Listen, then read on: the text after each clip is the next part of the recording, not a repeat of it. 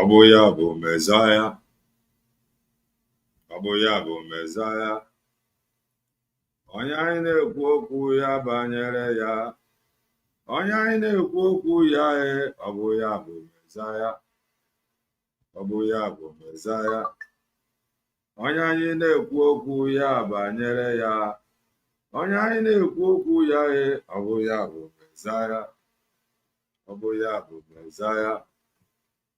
Onye anyị na-ekwu okwu ya banyere ya. Onye anyị na-ekwu okwu ya ọ bụ ya bụ Mesaya. Ọ bụ ya bụ Mesaya. Onye anyị na-ekwu okwu ya banyere ya. Onye anyị na-ekwu okwu ya ọ bụ ya bụ Mesaya. Ọ bụ ya bụ Mesaya. Onye anyị na-ekwu okwu ya banyere ya.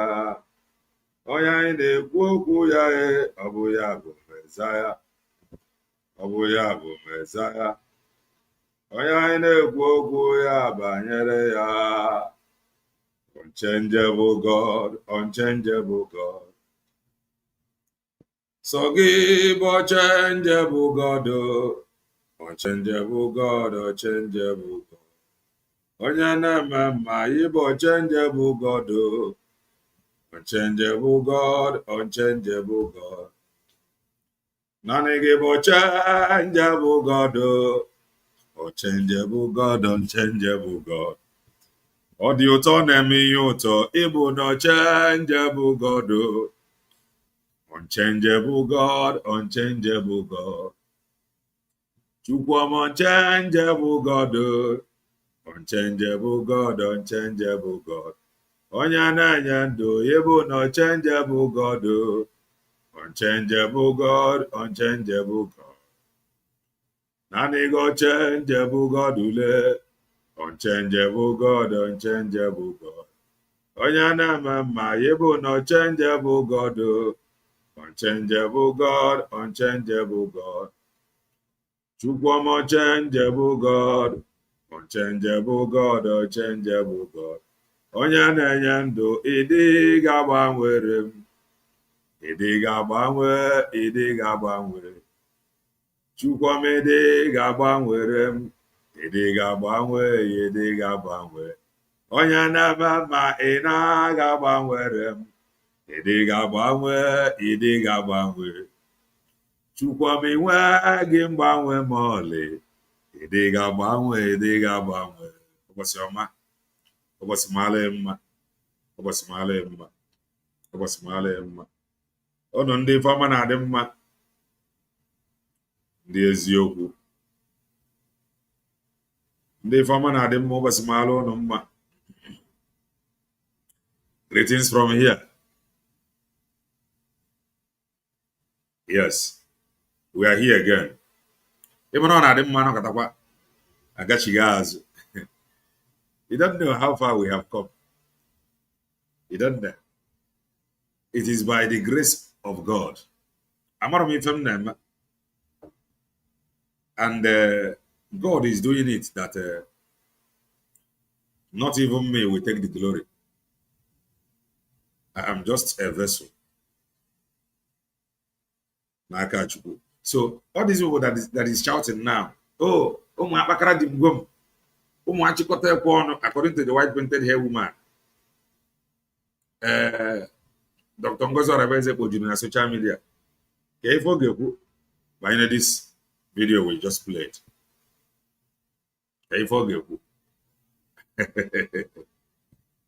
We have been here. 2 years ago. We have been here.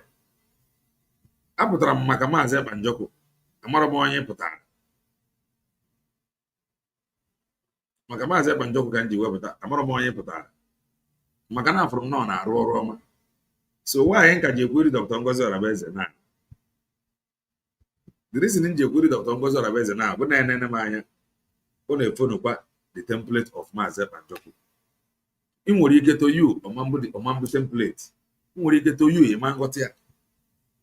Ị nwere ike your expectation n'ebe ọ na-adị very high. Mana m nwere ụmụ I decide go to calm down. Ka m were nwayọ. Ka anyị were nwayọ na-aracha ya bụ ofe dị ọkụ.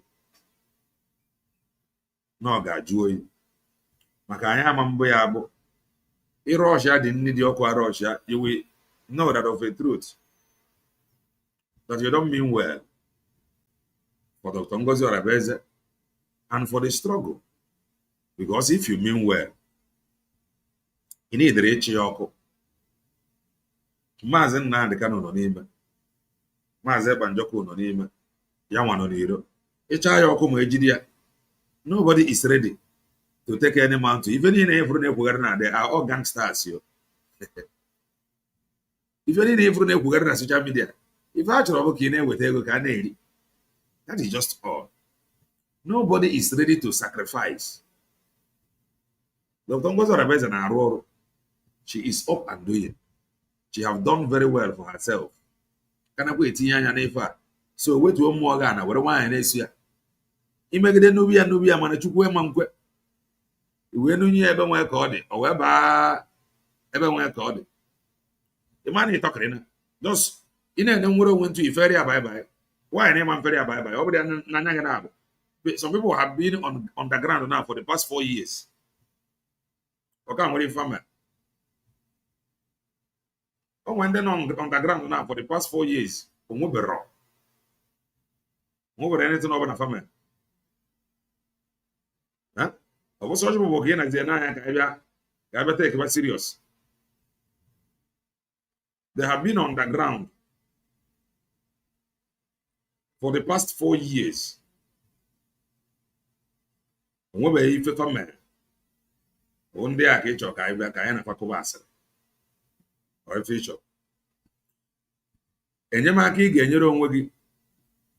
You're a USB declared. Money get you wire. Gamma apply. And they get your own ID. Recognition of everybody's business.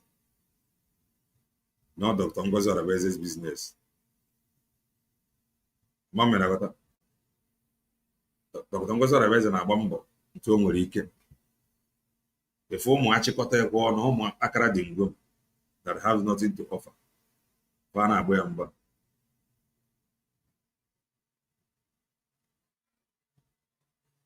Dr. Ngozi Orabeze na-agba mbọ dịka o nwere ike.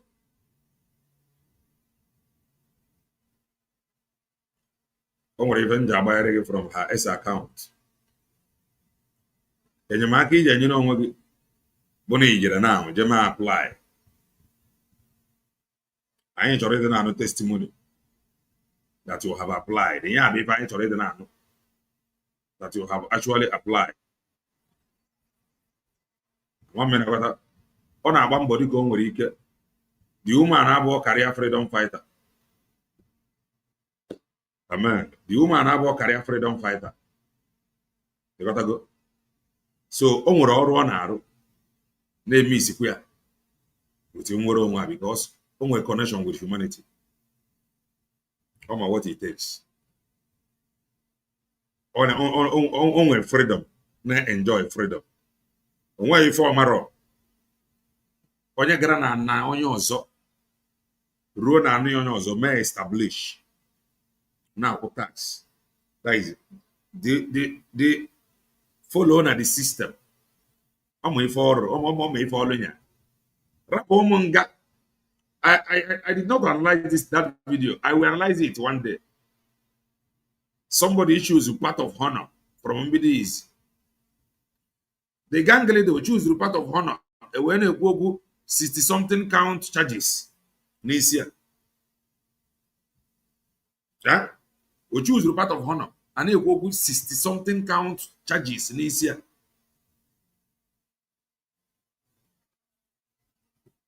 Ya ije kwunye abụ ka anyị mara ife. Anyị fụ eziokwu, anyị sọpọtụ eziokwu. Mana problem anyị nwere bụ anyị na-eti ibe personal interest. And ife afọ ajọka. So don't get it twisted. We have been here. Oh. About the time I bidoro. What about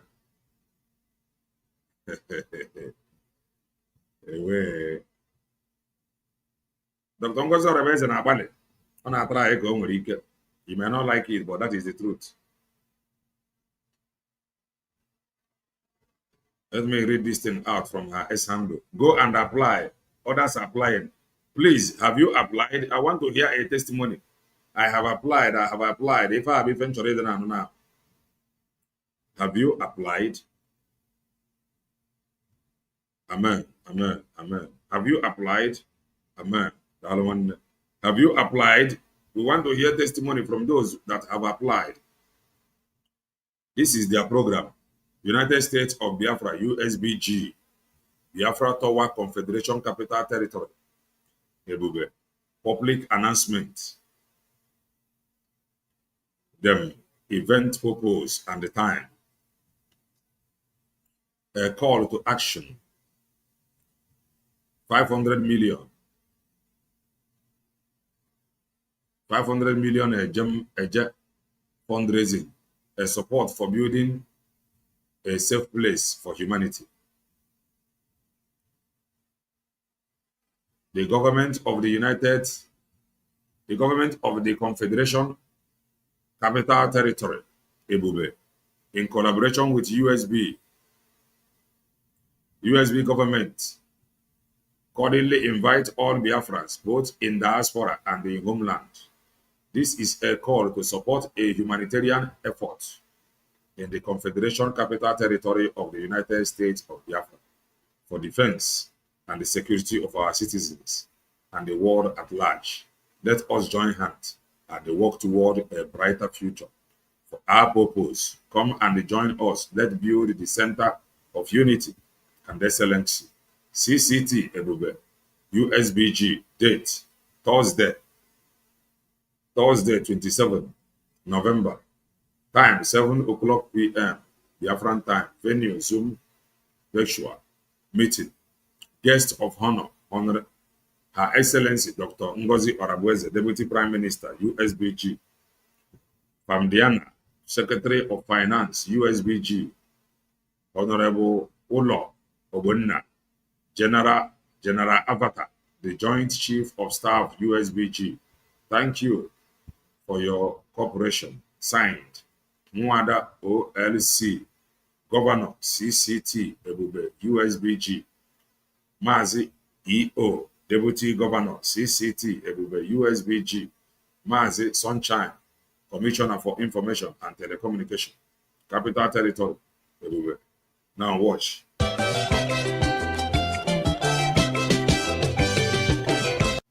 Makon sound na hook re hook. Makon no one ebe ko in sound. Yep.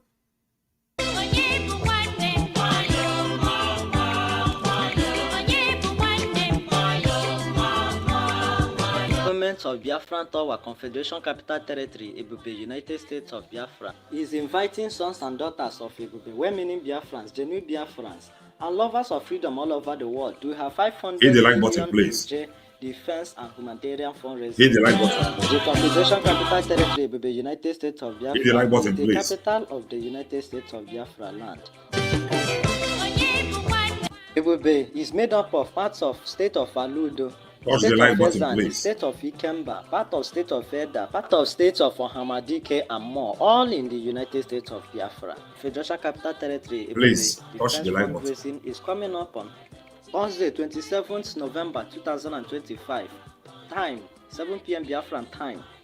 It will be on virtual Zoom. Link will come out before the day. Special guest of honor, Excellency Dr. Ngozi, Deputy Prime Minister and Chief of Staff of the United States of Special guest, Famdiana, Honorable Secretary for Finance, Economic Development and Trade, United States of Biafra, General Avatar, Joint Chief of Staff, United States of Biafra, and Honorable Ulo Obonna. We are calling on all genuine Biafrans and lovers of freedom to come and support our 500 million AJ fundraising. Date is on Thursday, 27th November 2025. Ị na-achọ woto ọsetịkwa gaa tinye ego woto abụọ n'ọnụ eji mma mmiri eme woto ego fundraising enweghị ife o zuru as a nation iji wee mee woto fundraising after the declaration ị chọọ sustain it cannot sustain that woto. Unless you cannot redeclare without having capacity. There is a brother that do comment. And I love reading from his S-handle. He wrote something one day. No, bro, you take in 5 years. It is strong. Matching that he is in support of it. And I say reason with him. After the declaration, it already sustained with fundraising of $10. In an emergency declaration was ikwu recognition. Obodo ga-agbatara gosi enyemaka ma osu. Ịchọ ka iwere fundraising mee woto. Ime ya 2 times ọgwụ. Before mba ụwa na-abịa for recognition. Asụọ ga akwụ dị ya. Now, what the preparation? Ọ na ịchọrọ woto. Ife ga-eme gị woto ga enwe agrima bụ ego. Ga support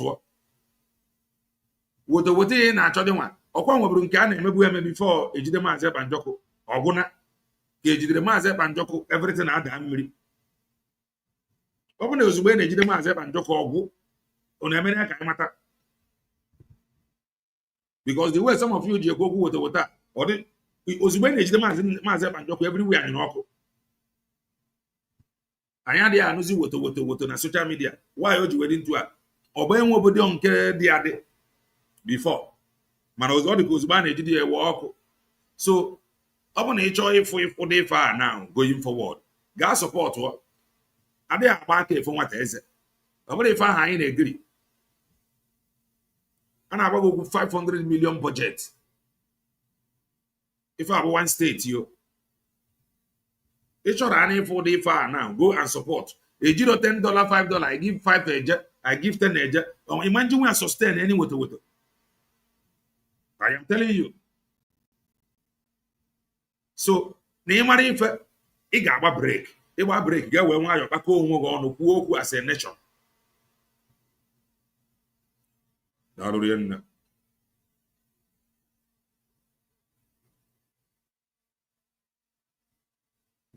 Adịghị agba aka eje woto. Please do well and hit the like button. We have 133 now. Only 79 have touched the like button. Ọ bụrụ na ọ dislike ka ị chọrọ ihit ga-ehit kwuo. Help us and touch the like button. Ọ ya enye aka. Ị bịara na ịjọ nrarị hit the like button. Ana m emebe ya platform ọbụla njere iji watch. Ife a first thing na-eme. At least you click the thumb up. Ọ na-enye aka. Adịghị akwụ ụgwọ. Ọ bụrụ na na-akwụ ụgwọ ife don hear na social media na mana ife ọ na-eme bụ o nwere some ndị maybe network or ebe fa nọ. Maybe na fa nọ out of network. Oge network YouTube ga-push for notification ma fe nweta ya immediately because of network na their location. Mana ị touch the like button ọ ga-enye aka the video agbagotetu na YouTube, then they can see it. You gotta go. So ọ bụ na ị chọrọ woto gaa tinye ego. Adịghị agba aka efe nwata eze. You cannot after the declaration you cannot continue operating the same every day. Ime nwa fundraising anachuami. There is no need, there is no point to be in such a hurry. Amam Master Pro Iba. Emeni ife mgbe emere ife nweta the declaration. Ife need na aba na-azụ ebinela azụ ọsọmpi. Ana-azụ na kwado ọfụma. Onwe ife a na-ekwu ọkọ kwesịrị ịdị.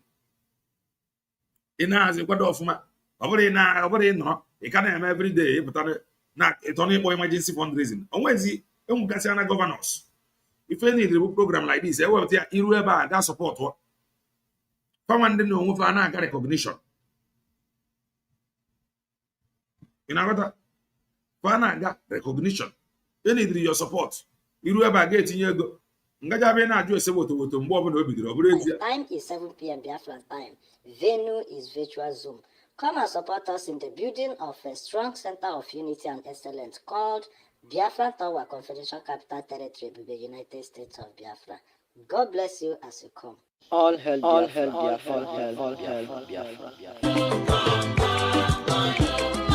So imagine him for ya. Go and support.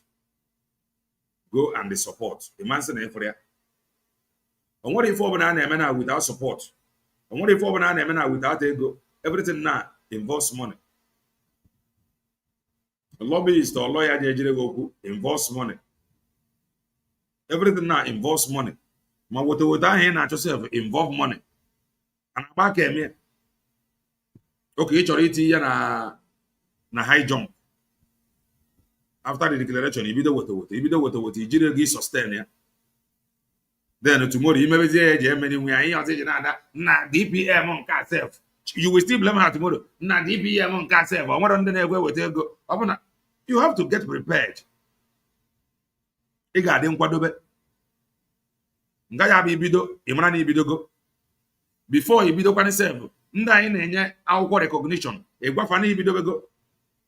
Ngaya one way goes where the farm often ever you see being in a gaka. Because that our brother, those things he forwarded to me. The thing was very, very clear. No one to what you wear that tomorrow now. Or one day in the abuse or when you get recognition, Bunde gas stand by you. Because in you get recognition, that they are with you. No forward and after. You need the Yamaka, and the Fekakina, Fachi in the Yamaka and the Fekaki. You need the Yamaka nego, Feneriga nego. So, Father, are ready to stand with you until they stand there with your two legs. Or you go recognition. Mane gather without recognition. Go already. On your you're gonna be to separate fight, not to join you. Because we be the okay, but how can I join you and begin to fight when you did not involve me? So Organiru, go and support USB declared. Go and apply. Go and apply for your ID. Other people apply. Recognition bo orum manage kobo. Support USB declared. Maze Banjoko appeal there may be coming up by January. If any now need go and support. Enyamaki genye USB declared now meeting you. That is the simple truth. Enyamaki genye USB declared now be bambo to make sure na recognition for ekwu na enwetaria. Enyamaki genye the state of Ebube now when you reba gatinye ego gi. Don't wait until something happen. If anything happen to Ebube, one day if that didn't happen, what if you get? Don't wait until something happen. Now they are calling for help. The governors and their leaders, they are calling you for help, for support. Don't wait. As in Ibadi about somebody until you suffer. The other one, we thank God for his faithfulness. Or it easy. So, in the state of Ebube now, when you remember, and you might get USB declared now and they help yourself when you apply for ID and the thing and a good use. And you might get USB declared now with support. And you might get any man's up and joke now with support via USB declared. Can we give what a lawyer gas stand they defend the eye of my Yabe you might get you. Nobody remember age of ya or on your board, going and the support. You know the other. Only a free man asks for freedom. Mazen Nandekano went to court yesterday. Oga submit here letter or his prayers to Supreme Court that Supreme Court may intervene. Na case here on 28th. So, how many folks remain as a madu? Legally. All right now, that the Supreme Court he prayed to will act according to or grant his request according to his prayer. All Supreme Court now to grant Maze Nnamdi Kanu's prayer to him. So he have done what he have to do legally. So we now have to use prayer to back it up, to make sure the Supreme Court will roll over. So calling upon heaven for intervention. Heaven will intervene.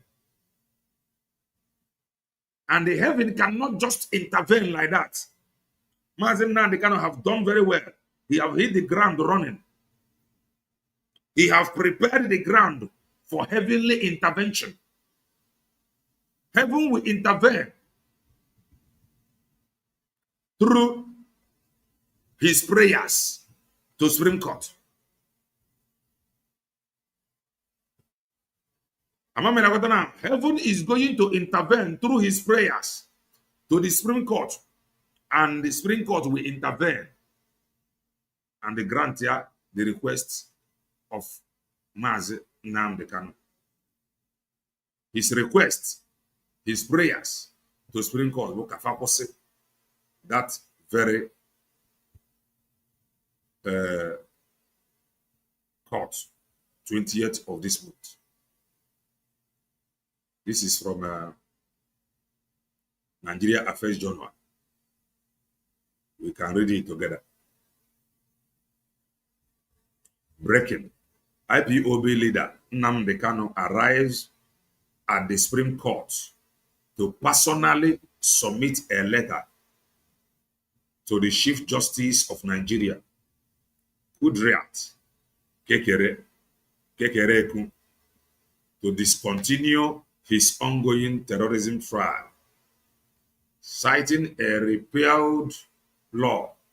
Kanu, who has been making last-minute attempt to discontinue his case, which is set for judgment on November 20th, was accompanied by DXX officials.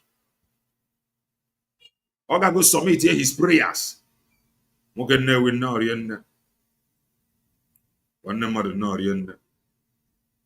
from Lake Yaja. Oga go submit here his prayers to the Supreme Court. So I ain't got better calling upon heaven to intervene. Now the request or the prayer of Mazi Nnamdi Kanu, and the heaven will intervene through Supreme Court. So Enyamaki Genyeri Anabu prayer. He have done what is required of him legally. So he need your prayers. Not just know what if I am a break I need now. You got to now. He have submitted his request. We should now call upon heaven. For intervention. For intervention. So continue praying for him. Especially now. Only need that prayer. Like never before. That there's a choke he may intervene. Divine intervention calling upon heaven. You know that all Christian practical praying band don't we ozi onya mama ga ba ozi go sige bakaro. Oh, and if you know how you go be, make it be. Calling upon heaven. Do. Making a supplication to the supreme deity of all deities. The wounded Messiah. Call upon heaven. He have done the right thing. He have done the right thing. Call upon heaven for divine intervention. By his infinite mercy move from the throne of grace,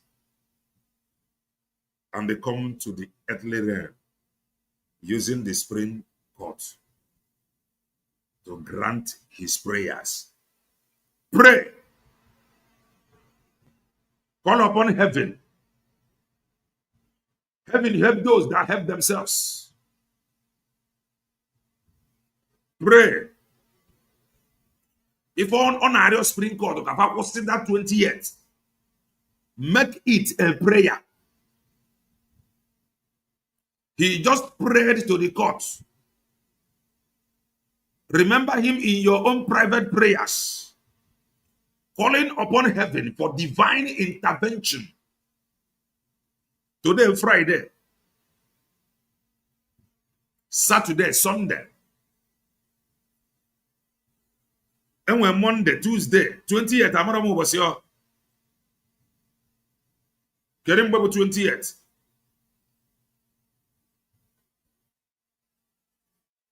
Today, 14. 28th, when? Next week. Next week, when?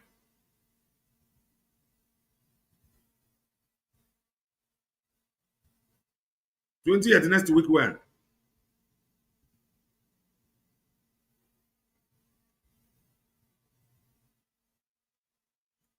Next week, when? 20th. Oh, yeah, not okay. Oh, yeah, to when I get there. Next week, Thursday, 20th. Call upon heaven. On your man to Friday, now. So, and when Monday, and when Tuesday, and when Wednesday, and when Thursday. 4 days for divine intervention. Go and pray. Stop complaining. Stop looking for who is not looking for you. This is time for you to pray. Remember him in your prayers. We have 4 days for divine intervention. And all gather through this court. The reason why he prayed to the court, but not sure they can that court hold that very day. Or sure they can gather.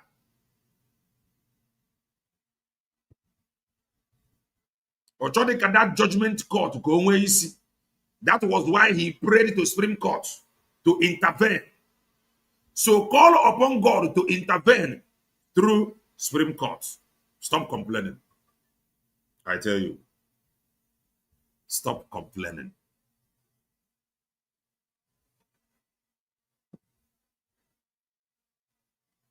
Thank you. Pray and they call upon heaven. Pray and they call upon heaven. I want us in me fenina. Yet you must be strong. I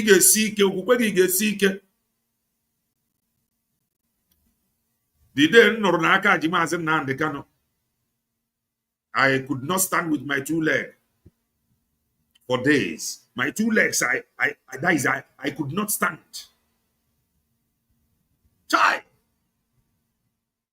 But I encouraged myself, knowing fully well, Namaze Banjoko not available.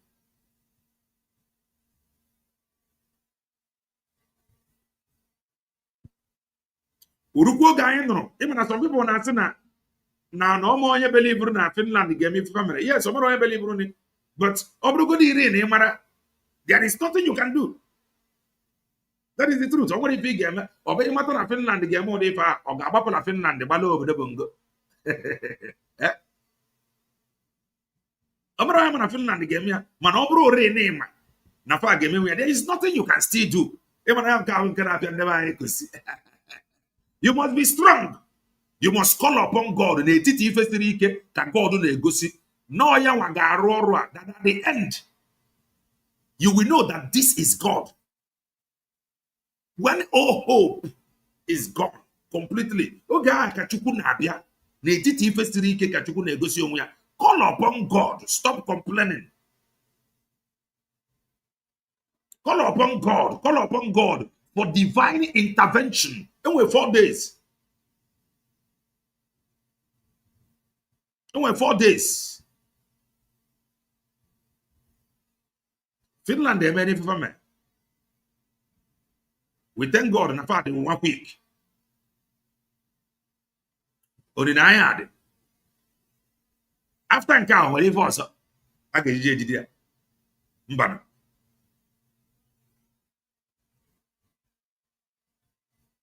Some of us, we are very strong because we know. Namaze banjoko no. And we're ended happy. Okay, akachia. Because some people they happy that this is an opportunity for them to make money. They never knew that God Almighty have prepared another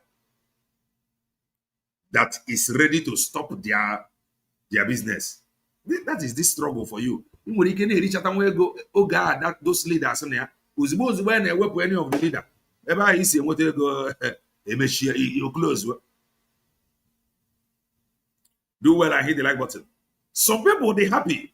Okay, Jimas and Nan, they can. Those that felt nah, yeah, opportunity, I make go. When do good.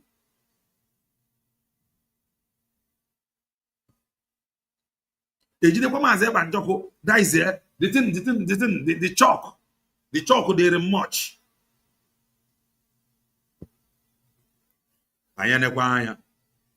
We continue pushing. I was saying something before. Like this very okunwero nwa na-ekwu. O nwere ka ihe si dị addicted to it. O nwere ife ga-abụ ifo one day you cannot eat for days. O nwere ife ga-abụ ifo that is there.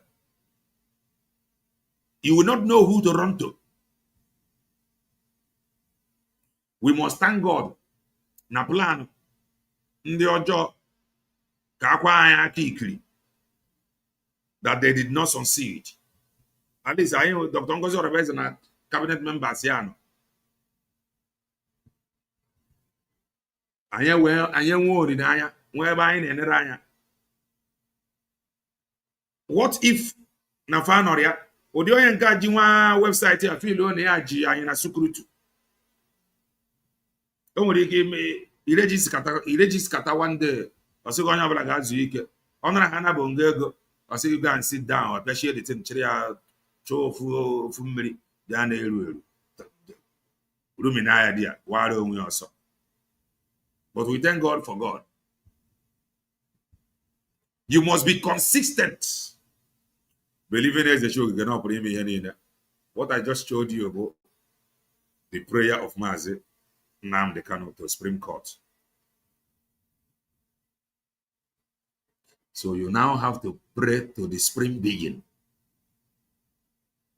for his supreme intervention, to Supreme Court, to grant Mazi Nnamdi Kanu's prayer. He have went to Supreme Court.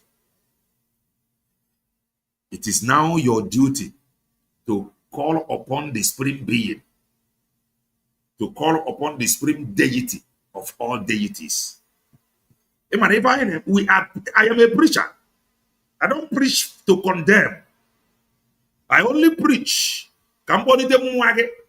Because you can actually pray a prayer that will produce results.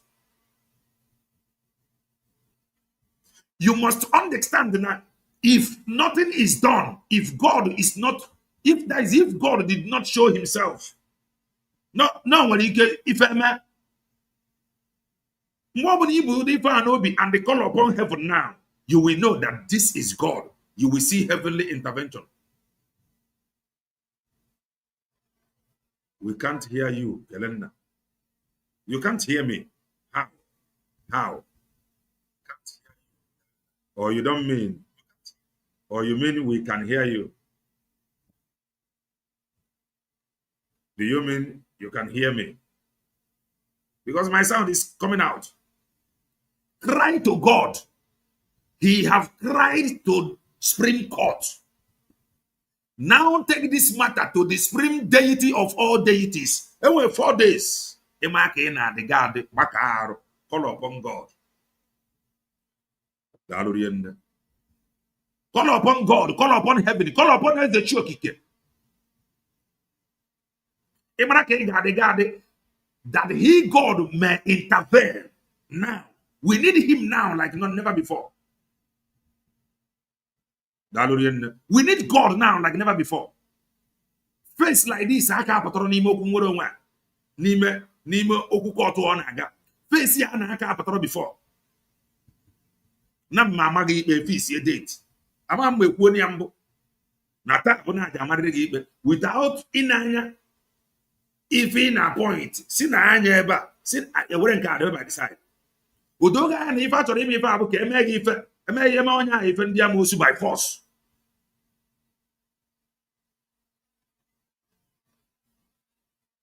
Because the way fasi aga ya nwa na onwe ya na anya for that they want to factor him ife nwe ka ọ dị. That was why he went to Supreme Court to pray. You should pray to the supreme deity. If I you may not like it, but that is the truth. Call upon God for divine intervention. From Monday, call upon God.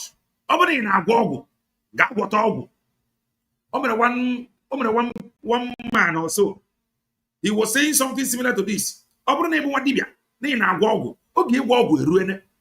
He have prayed to Supreme Court. We now need prayer. That Supreme Court may intervene.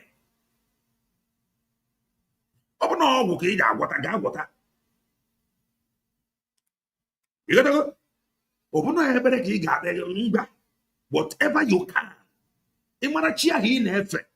That can actually intervene now. Call upon that God. We need that God now. We need that God now. Jehovah bia. Jehovah bia. The Bible says something that no be the king. The heart of the king.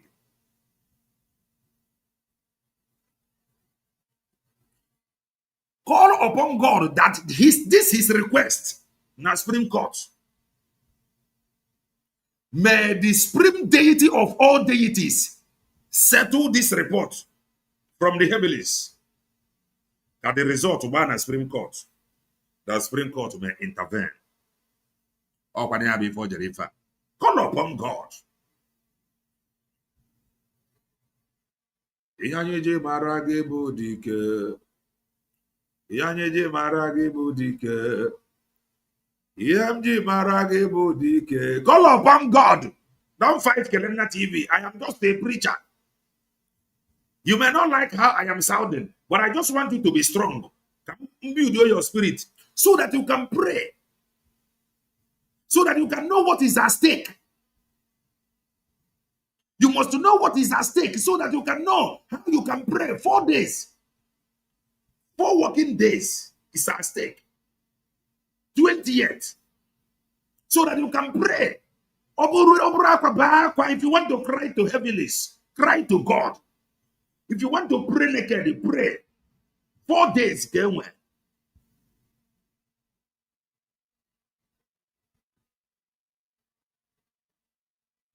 Don't just say, no, you must pray. Call upon heaven for divine intervention. The heart of the king. Let he, God, touch the heart of the king, that they may intervene in his prayers. We need prayer. I don't know why I keep repeating this thing. I don't know why I keep repeating it. We need prayers. If I need now intervention. Iyanyeje marage budike. Iyanyeje marage budike. Yebo na banwe. Yebo na mebi. Yebo na banwe. Urundi na mage kuo. Iron breaker. Ayi. Onyamoma bụ na agbanwe. Jehovah nebu na mebi. Jehovah name emebi. Ah, emebi. Chineke mo. Babara n'okwu gosiari. Babara n'okwu gosiari. Chineke babara okwu gosiari. Chineke.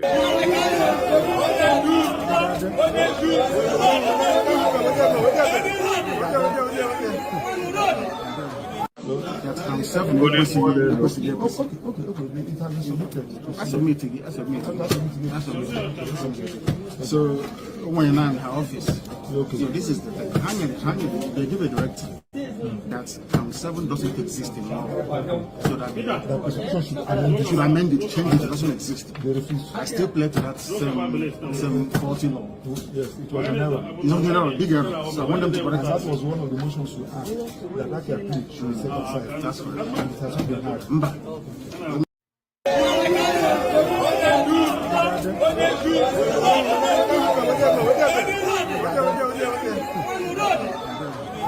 That 7 equity. Okay. It has been submitted. I submitted. So when you're not in her office, so this is the thing. They give a directive that 7 doesn't exist anymore. So that they should amend it, change it, it doesn't exist. I still play to that 740 law. Yes, it was an error. It's not an error, big error. So I want them to correct That it. was one of the motions you asked, that appeal should be set aside. That's right. And it has not been heard. Gosi ihe jiri bụrụ chi onye amụma. Gosi n'ihe jiri bụrụ chi onye amụma. Pray. That is what he needs. Gosi ihe jiri bụrụ chi onye amụma. Gosi ihe jiri bụrụ chi onye amụma. Ihe jiri bụrụ chi. Whenever I look at that video, I don't feel like continuing. Child.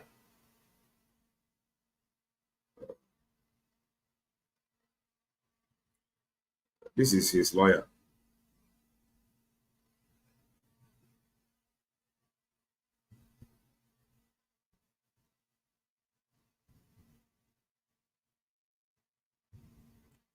But when I'm for the video, I don't feel like continuing doing anything. I've never felt like this before. This is his lawyer. FCT High Court, Abuja. So, Mazi Nnamdi Kanu, this is FCT High Court, Abuja. So, Mazi Nnamdi Kanu has filed a 550 million naira suit against Nigerian Medical Council and the 10 medical doctors that conspired and issued a fake medical report against him. And the court ordered that they should examine Mazi Nnamdi Kanu, but that they never did. So they went to wrote what they call medical report. It's not showing. No. Let me bring it to the screen. As you can know on the issue.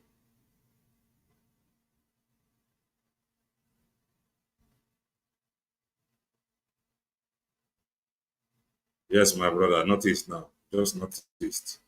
I just noticed. Hello. Okay, sure. Isi Raya Kabar there.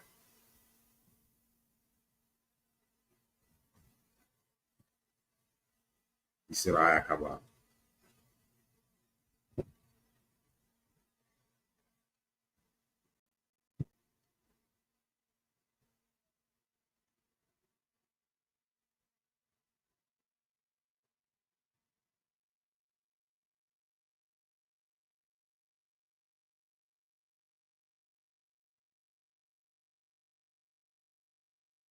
Has appeared. Now listen.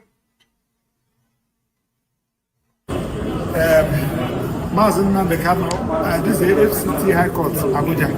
So, Mazi Nnamdi Kanu has filed a 550 million naira suit against the Nigerian Medical Council and the 10 medical doctors that conspired and issued a fake medical report against him. And the court ordered that they should examine Mazen Nnamdi Kanu, but that they never did. So they went to wrote what they call medical report, and it was that medical report that made the court to refuse Mazen Nnamdi Kanu's bail. So based on that, we have written to them, and they did not show any remorse. So we have filed a suit against them. It's 550 million naira suit.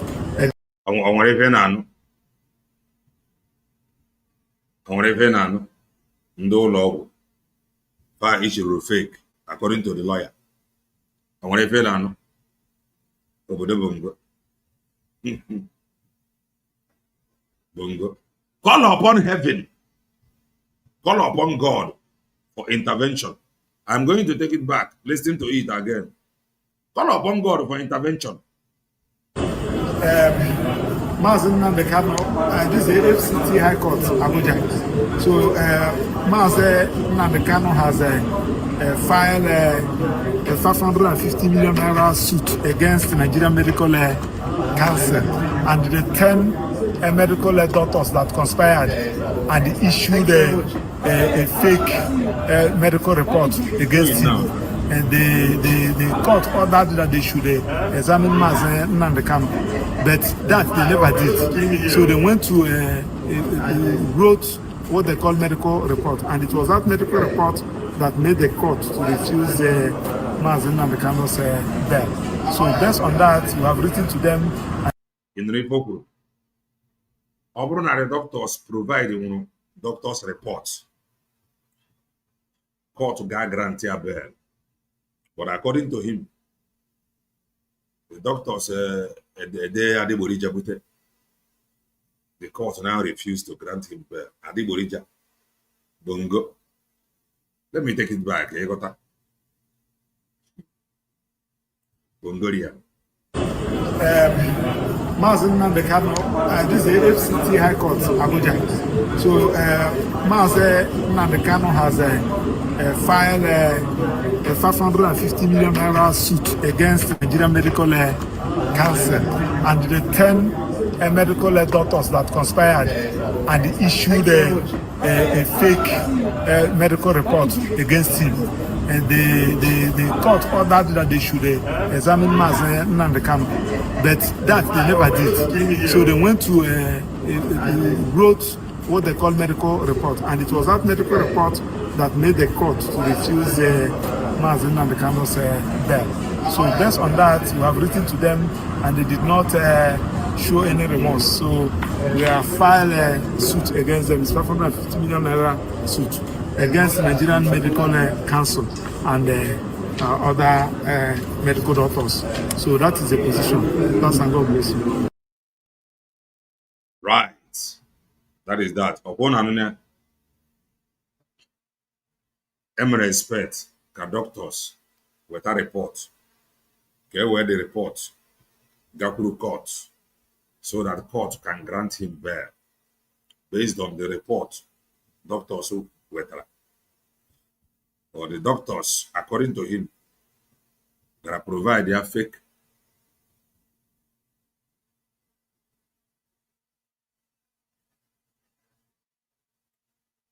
fagara with a fake report. Because of that fake report, the court equazi it's young and a bell. Or if whatever we can do. That is that. Let us now go to the program of the day. Oge Nkere versus the white painted hair woman. Gotta go. Oge Nkere versus white painted hair woman.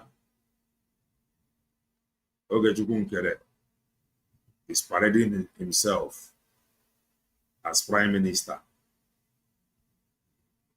Now, we are prime minister on Naza. Ogaregi represent Biafrans. I ain't got a. Now we move. na Finland. Ụmụnne m biko. Because ọ naghị emezi investigation. Na ihe investigation na-emezi, Nneka Chimezie anaghị emezi investigation. Ọ na-agwazi anyị na ya eme investigation. Ụnọ nụrụ ibe Nneka Chimezie kwuru.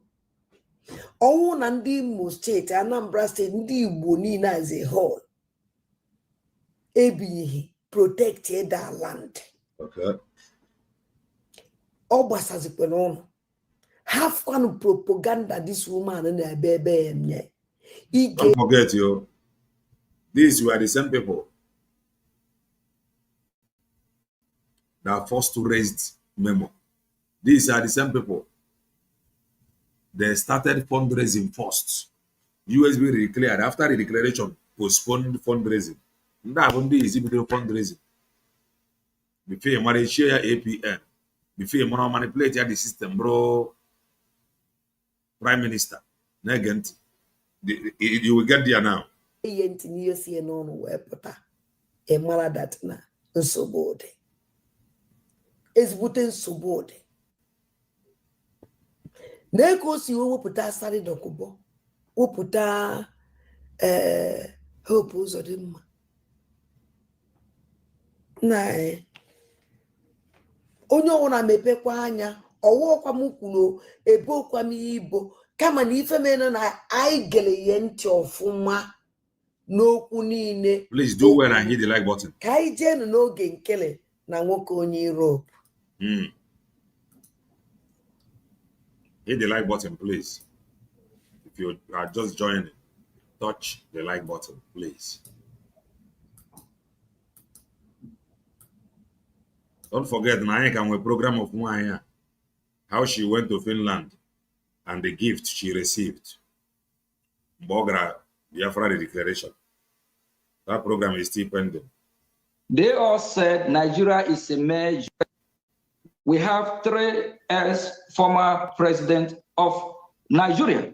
They all said Nigeria is a mere geographical expression that is never a country. That the British government trying to make it. I ain't got to Isiaki agara. Isiaki by now.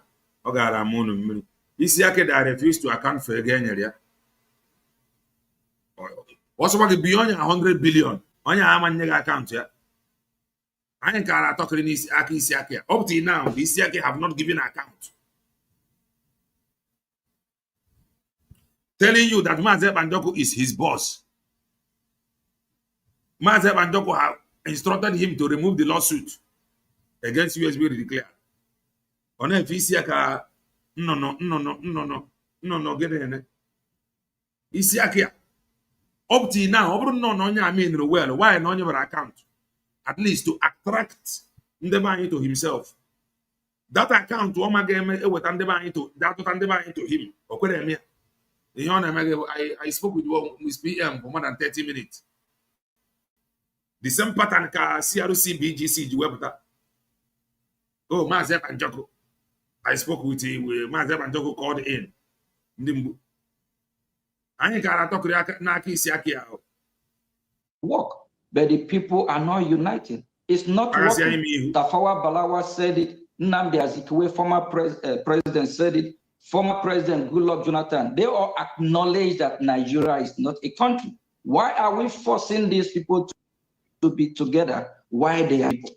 So we urge EU to do the right thing. Thank you very much.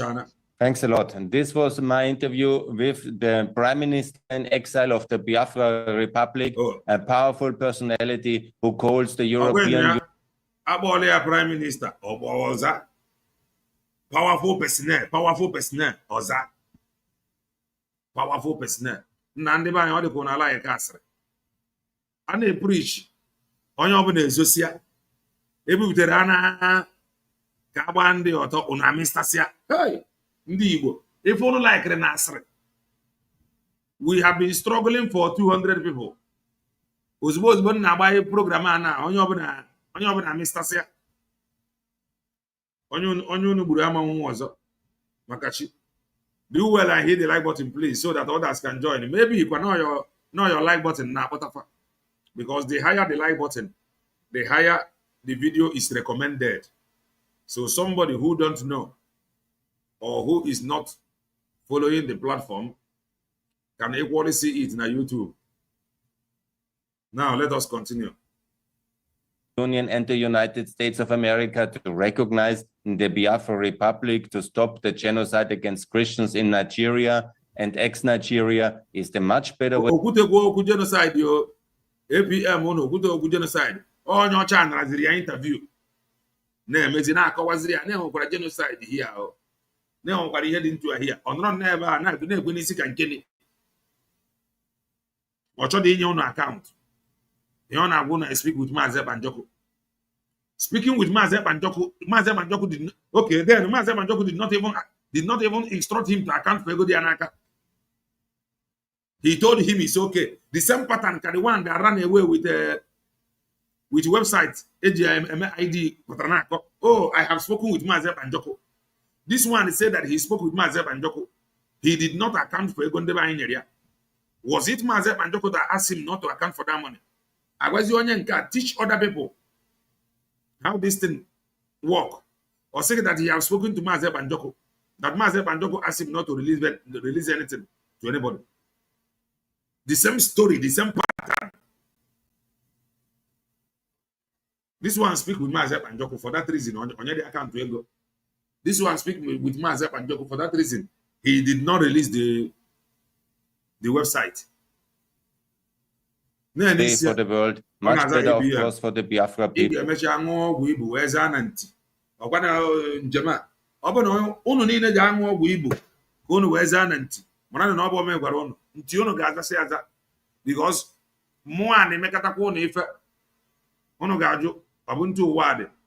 Because and for the Christians in Nigeria, it will be a stable partner for trade and for security and for prosperity for the Biafran people and as well for the free world. And I thank you very much, Mr. Prime Minister. And also let me say that I will continue my fight towards Prime Minister. Prime Minister without portfolio, without certificate. And now this can as a Prime Minister. Just ask him to provide any document now that made him to be answering Prime Minister. The reason why I'm playing this thing from the angle of the white painted woman about that we are the people that ask you to fall back into this mess. This is the confusion. If you want to talk, they will come and tell you, oh, why are you fighting? Why won't I fight? Where were you when they told you to fall back? Where were you? Where went you? All of a sudden, they told you that Maazị Banjoko said, that was why when she had that language of we were here. All of a sudden, they run out and told you that Maazị Banjoko asked them to fall back to bring it. The same Maazị Banjoko that asked them to fall back to bring it, but the same Maazị Banjoko that instructed Brigi to withdraw the lawsuit. Divine. Ndi Igbo sabotua. Igbo sabotua the deadly. The reason I am playing it from her end, Bona, all young Wabunde use, only use repass that information of fallback. She fall back, fall out, fall into CRC, now fall out, now in autopilot. Manahe kanokweba. The same people that is falling in, falling out everywhere, they will come out and accuse you that have been standing one place, that you are being paid. But the farmer never today fall back, tomorrow fall out, the other one fall to CRC, the other one fall out. But also somebody that has been consistent. They told you that they spoke with Maazị Banjoko. Maybe that was why he refused to account for Ego Dianaka. Today, Maazị Banjoko have asked them to withdraw the lawsuit. But this woman here, we are used to inform the man that Obatobe asked them to fall back. So if actually Obatobe asked them to fall back, why Obatobe was instruction for the APM to withdraw the lawsuit against USB declare? Are you connecting the dots? I know who is your with anointing. In Arabian or not for I can't help you. I can't help you. Negant. Freedom for Biafra, and it's a big honor that you have been joining our show. Thank you very much. I just want to remember. He just want to remember. Listen. And the EU as well. The European Union and the United States of America to recognize the Biafra Republic, to stop the genocide. Nwoke I say of them content creator. On a go see how many was in the Naya. Boka Obu chicken here, but in the Ocha, that is their life. Brew chicken here, say fish. Send ya like the chicken. I wouldn't like I know, but I dream like I know. You can see I know. When I would have went to ice bath one Ocha. And on where the part. Now again to here. Ocha the man who kucha on as a prime minister over a suit. If for background there. Ha! When you get your account to Kemways to America finance minister. Kemways the the way go.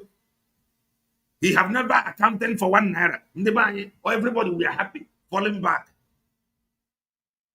Ask them, since he became the prime minister, finance minister, have he accounted for or given financial report?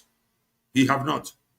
But he will come and tell you that he is speaking with his boss, Mazep and Joko. His boss asked him to sue Dr. Ngozi Rabeze. The same his boss now asked him to withdraw it, according to him.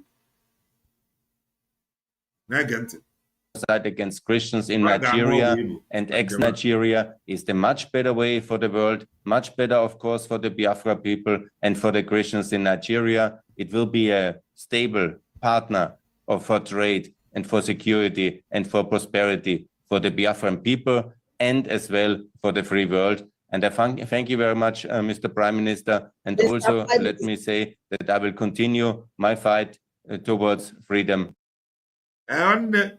Network on Appion Mbajari Oka Anambra State, right? Many years ago. You don't know the woman. Many years ago. Something took me to Oko. I went for Suya night of one of my very good friends, Oko. That night was she cannot lie.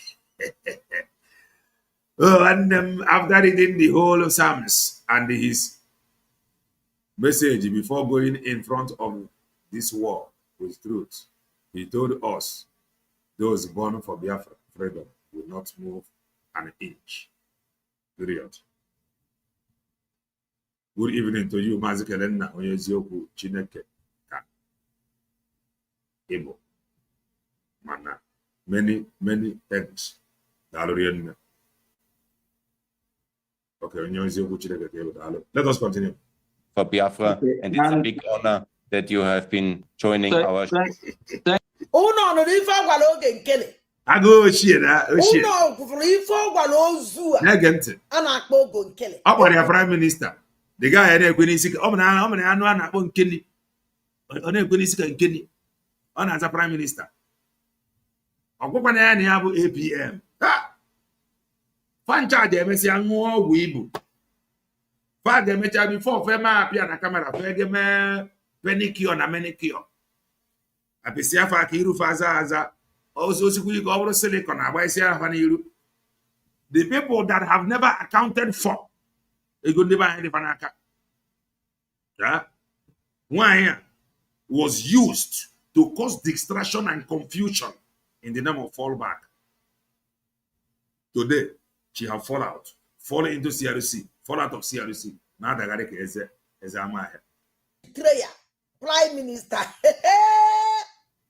Prime Minister Oge Nkere.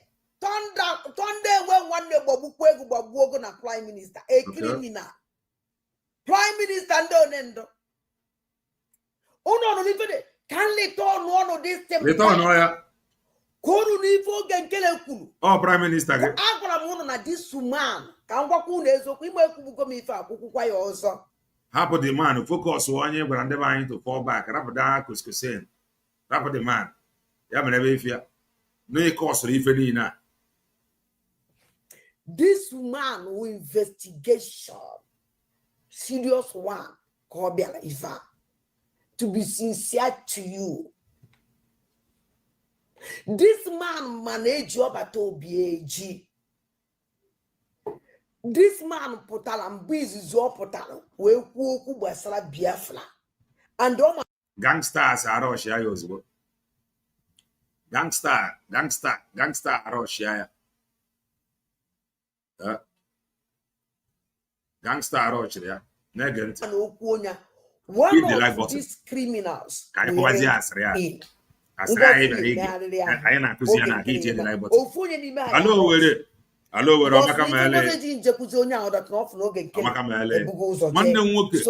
one day walking out whatever super chat. Come on, bro. Break light, yeah. Eba no Makama area Omerora. One night walk again, man's in Dubisi. I don't know. Kano what to go Holland. On a join the buying from Oro. How is he? I come out from his comment. That woman is a 1 9 walker. How is he? On a day join the buying from Oro. How is he? Hi. Oh, you people done you won't have no.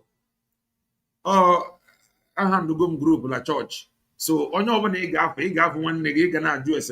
Or you were a particular thing, he didn't chetonya. He got for nya, he got do it.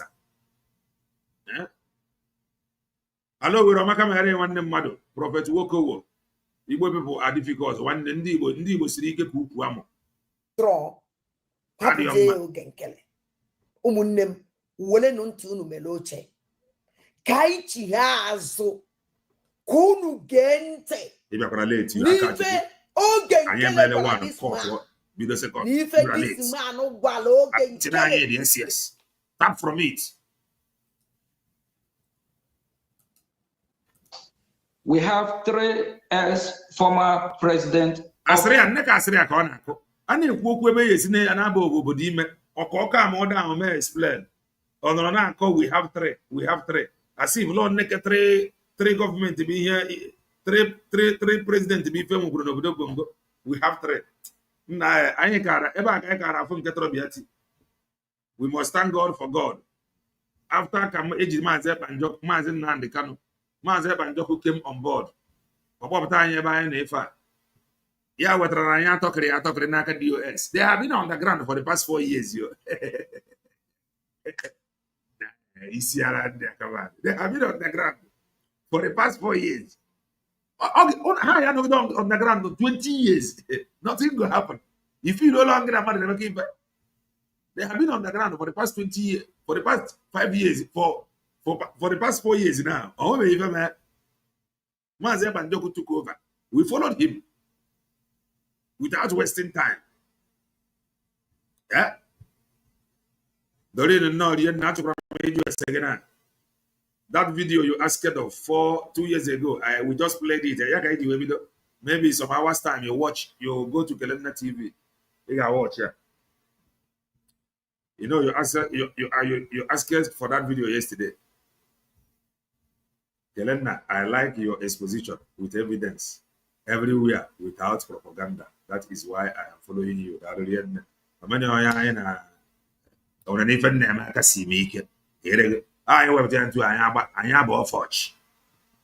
reason in the confusion you see happening today, was used because of her hatred towards Dr. Ngozi Orebeze. Odrefizi, he penetrate, use that message of confusion and distraction.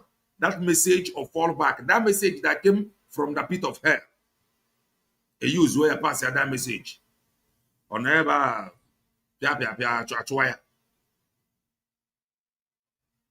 Nigeria. We have 3 ex-presidents, former president of Nigeria. Okay, you watched it. Okay. They all said Nigeria is a mere geographical. Nigeria were made Jovulaki abandoned. Then is your what the go nebuzi, what the go neck isi go busy now. What the go neck isi isi Ocha. Nneka isi azaraza. Ọ dị m efe ụnụ fụrụ. Jovlaki fiki ada biko jinu nwayo tabu Geographical expression. Ime ruo n'ụlọ ọrụ alu ewe tabu n'okwu agwụ. Hafụ amamụ okwu. Somebody ga-enye m akaụntụ ego enyere ya ga-asọpụta gị. Can such a person save you? Let's say I'm a businessman. Oge nọ na business, ahụ mere ife anyị na-akpa ajọ daily contribution. Onye ajọ jekwe wetara gị ego gị na month. O nwere ife ndị na onye ajọ a na-akọ. Ife dị na-agụ gị ebe ọ bụla ịfụrụ onye ajọ a ịstọpụ oyi were ọkpọtiwa ya ọnụ narị ego gị. Onye ajọ jekwe enye gị ego ịgbatara na contribution. Can that ajọ o nwere ife onye ajọ a akọrọ gị kwesịrị make sense to you na onye gị your money.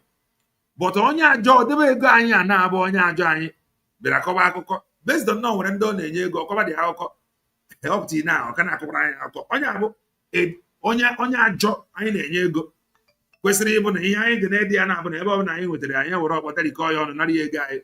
But our people they went there continue to massage this daily contributor, our daily contributor keeper. Onye jekwe enye akaụntụ ego enyere ya je enye gị nwere onwe. Oh, wepụta dị nwere onwe wele look at it yo. It is for highest bidder, it is for sale. Can you pay me? Onye jekwe enye gị financial report. If you see geographical expression. What they call geographical expression? Expression that is never a country. That the British government tried to make it work, but the people are not united. It's not working. Tafawa Balawa said it. Nnamdi Azikiwe, former president, said. Na-ebusisi Christian. Ejide aka wee na-ekwu okwu. Ọ nọ na-aka akụkọ Tafawa Balawa na geographical expression. Ọ bụ geographical expression ka Donald Trump na-ekwu. Donald Trump na-ekwu na ọ na-egbu Christian. So ihe ebidogodi aka na Christian a were batawa na geographical expression gị. Irapịa na-aka akụkọ Tafawa Balawa. Former President Goodluck Jonathan, they all acknowledge. Do you know? You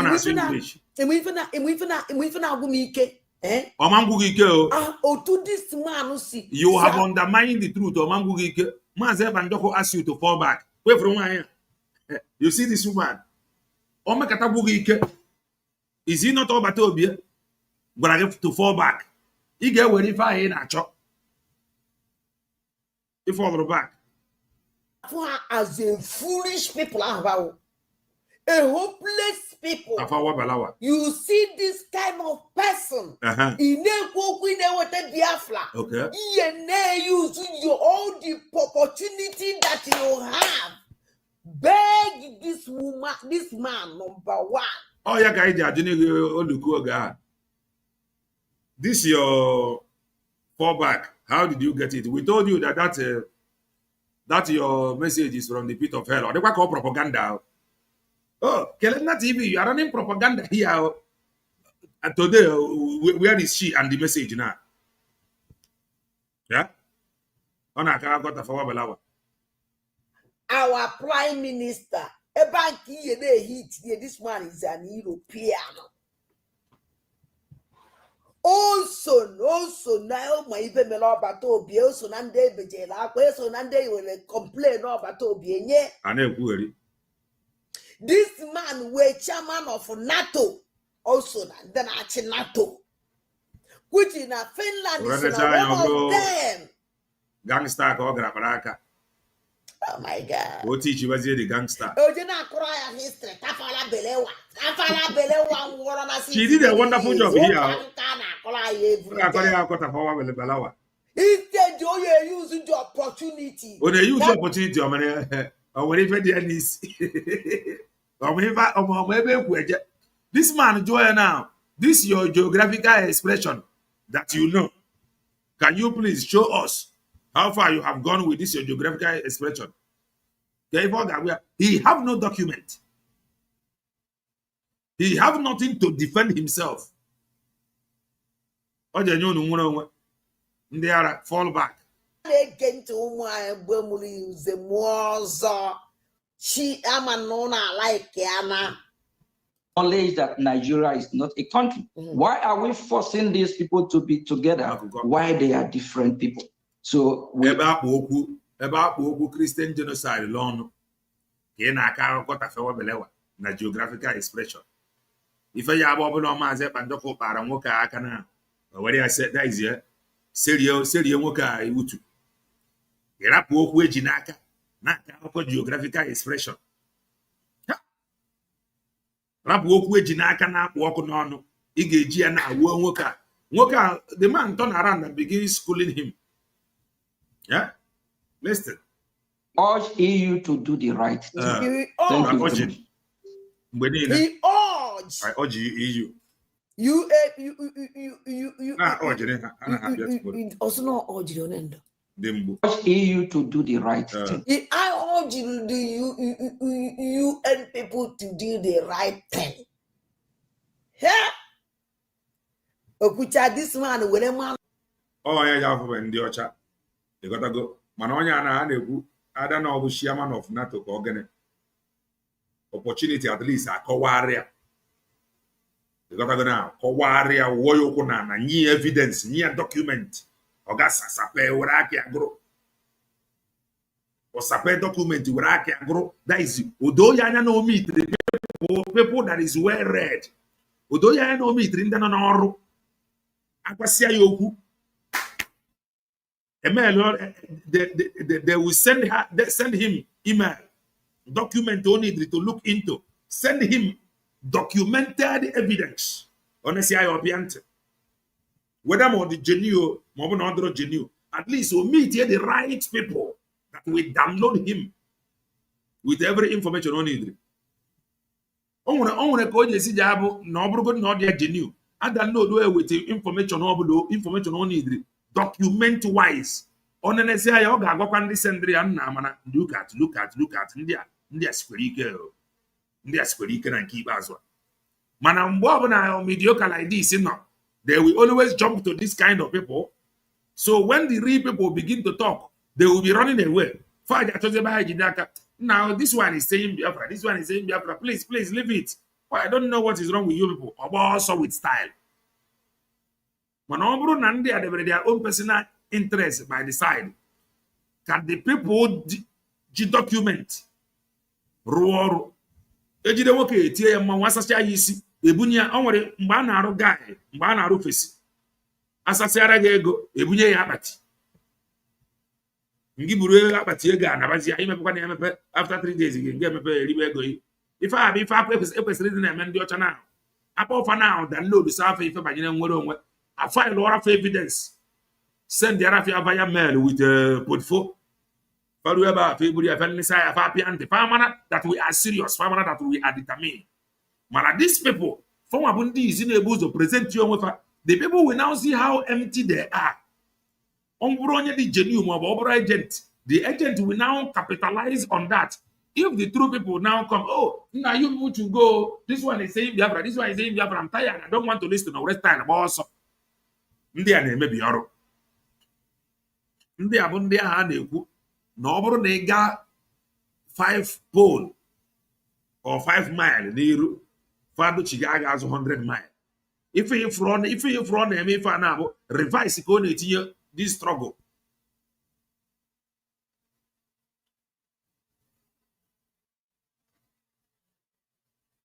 Revise ka ọ na-etinye this very struggle. My brother, I have a question. Please, Mazi, where is Biafra disunite? You're having him real walk away. He disappeared. Okay, I just said the truth that he know that after Oge Nkere come to detention, I got to be anga. He know. I know they tell you. I know they hide him out. Biafra Unite TV, no. I am telling you. When I tell you, he know that white painted hair woman was communicated to via phone call from Finland. It wasn't Dr. Ngozi Orabeze, the chief commander of terrorists. He know. You got that? So that is just all. Because I know the source that delivered that message, and he also know the source. So when you get that message for him, when you go on neck money when access to that information. That information of that phone call, he know. Maybe only that I know, but I know that he know. White mental woman, no. Maybe that I know, but I was told that she know via phone call, and it was recorded. They know. If I know they tell you, I know they carry talk. If they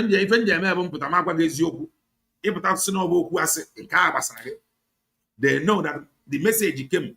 Stop calling Dr. Ngozi Orabeze the chief commander of terrorists, and the chief. No, that was why see that from today going that she will not be talking about Dr. Ngozi Orabeze again. She said it. That was why she said it. That was why she said it. She got the message.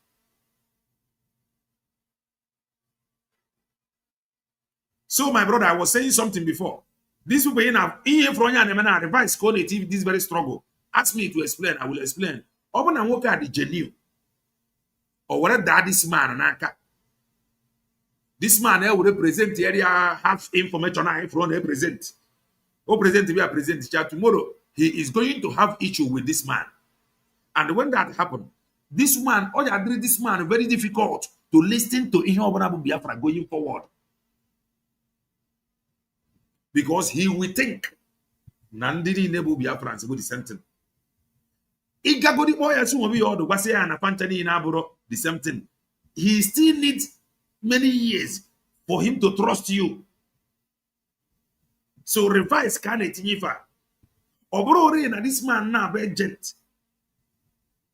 Farmer, the reason why if I do work Chobanyanka was 1 year can about a page. The reason book Ejidonyanka now.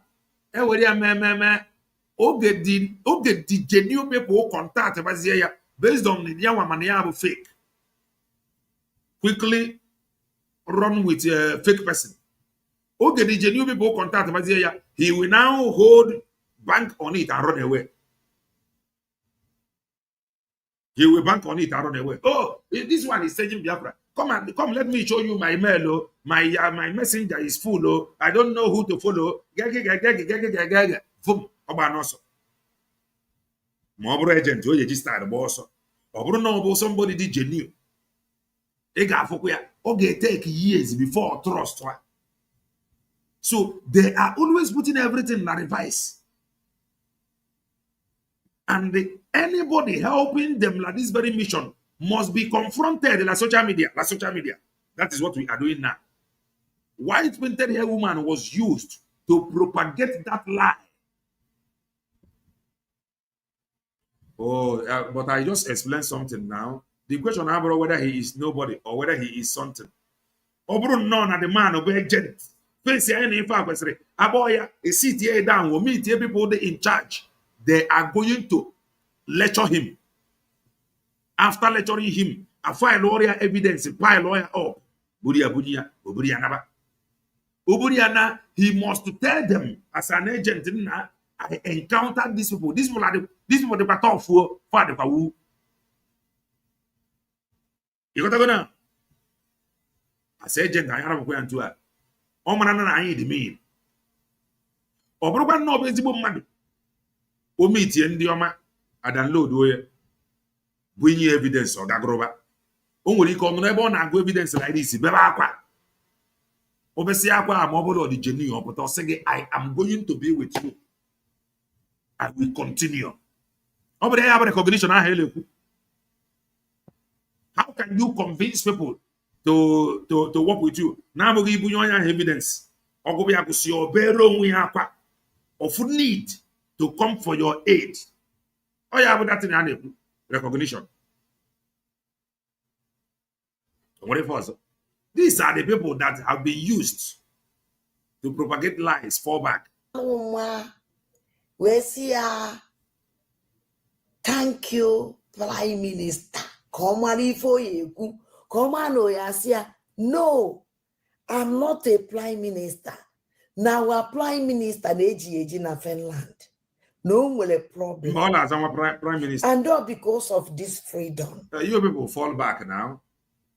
Falling back. This man then when he formed Nigeria now.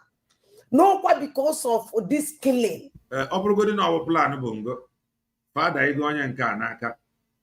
Onye nke kwuo. Ịma na nwere ife dị n'ife na. Onye ọbụla ifuru dị genuine. Let me use Dr. Ngozi Orabe. Let me use myself for example. Ọ ghara dịka. Ọ bụrụ na mụ bụ Dr. Ngozi Orabe eze na ma afụ nwoke a as somebody nọ na NATO and adị genuine achọ nwere onwe and la nwoke a bụ agent. Ịma na ọ bụ na m contact this man now ya nwa ajaga ama na m dị genuine. Ọ ga-ejide aka ife a ya na onye a na-eme gba ọsọ. Benafia. Ọ bụrụkwanụ na onye a na dị genuine were meet ya onye a convince onye a no ngị nwa bụ the right channel.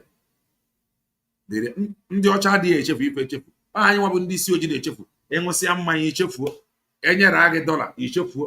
Ebuo gị na moto bụ AC ichefuo. Ego gị rice ichefuo. Ego gị pepe soup you forget. Asị gị abeg you forgive and forget you forget. Everything ọbụla emere gị sị gị forget you forget ya on ndị isi ojii for you.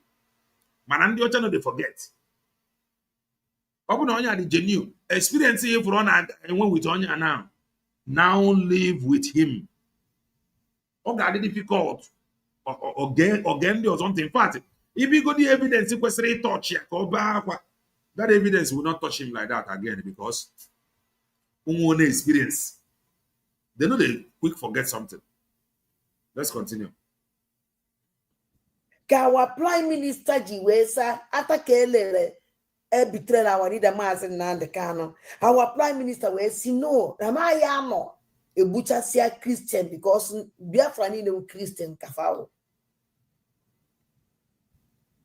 We have betrayed Patobie by blackmailing him. Please. You talk to him, query everything about Obatobie, about the movement of Obatobie, about blackmailing and betrayal and sabotage. This man don't go there. Get on tape. Thank you very much.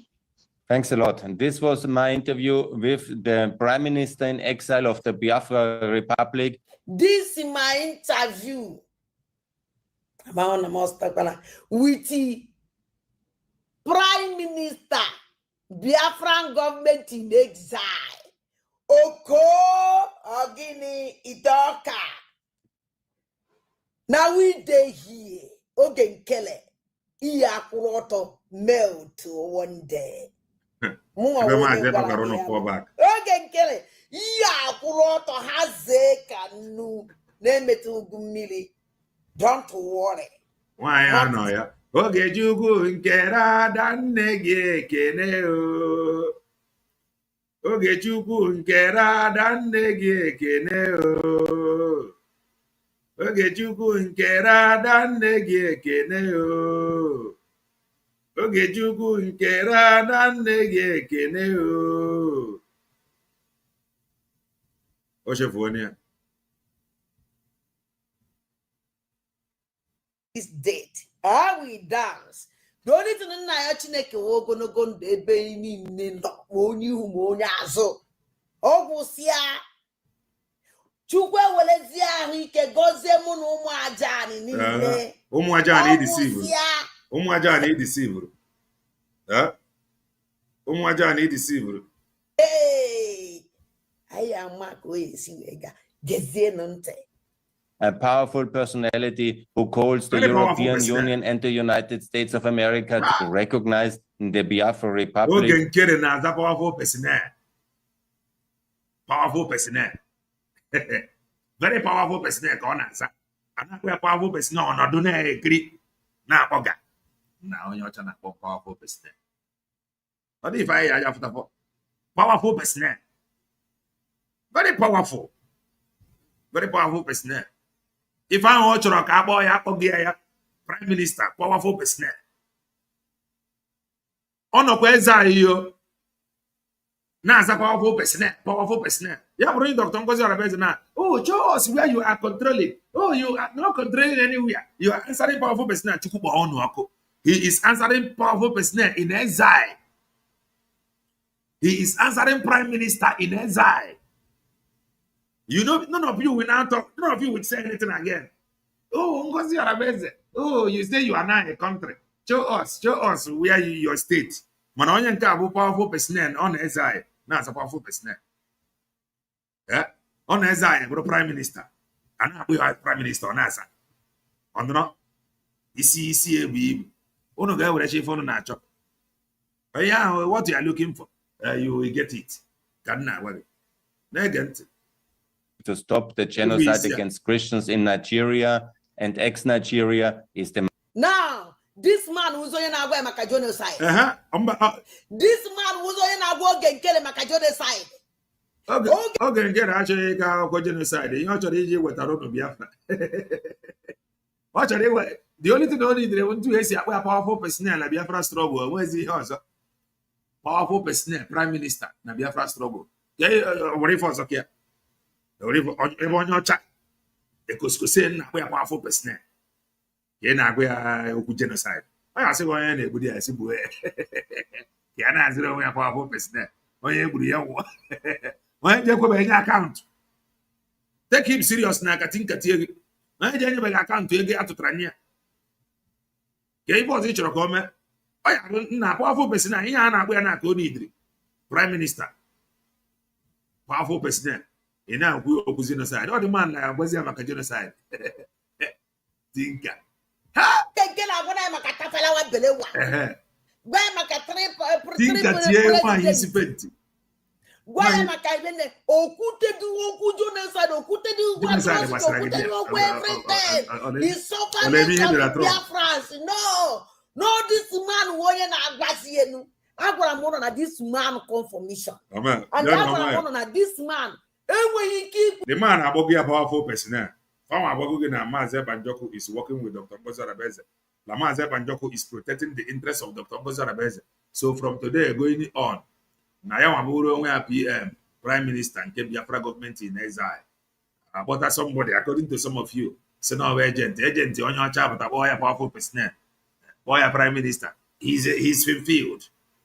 He's fulfilled. He's okay. How much did you contribute to him? Why anything Basra Biafra again? Which is this because someone take it fortune. That I'm happy. Someone take it fortune. This man investigates something. Mananda Amaro. That was Lejo. Why this man put away? The people that raised the memo in less than 24 hours, Maazị Banjoko went so. Crazy for each of them. They raised the memo now. When you raise the memo, they go by law. They were a mayor overthrow. After 1 year, after 1 year, the mayor abandoned there. Yamabro PM. Yakoji Bros, Dow, Abro APM. From APM or PM, or when he also, they can't they want to overthrow him.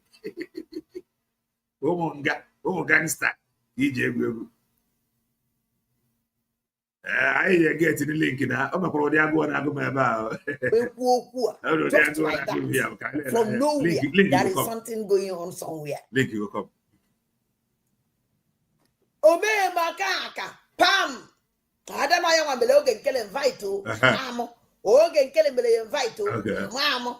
Mamo ye me invite. Sorry, is a powerful person. Owe mechazi aka ka obia charanka ojuye.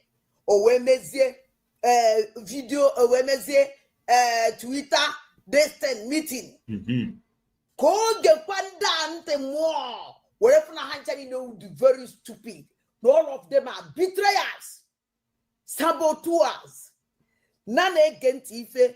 Another man, even this man who kuleba, we forget wele. We are. Why you show? Somebody crime with see abomination man. A criminal in America. Why you show criminality? How can? Okay, wele. Yeji wele.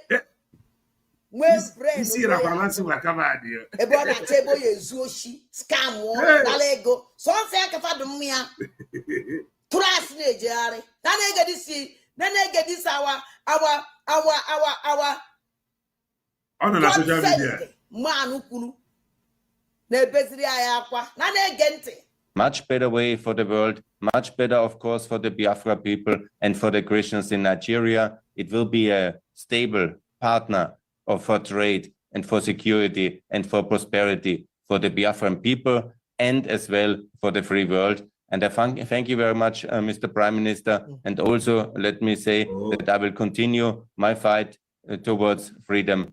Let me say, I will continue my fight towards Biafran freedom. Let me tell you that I will continue. CJ, I don't get you. I don't get you.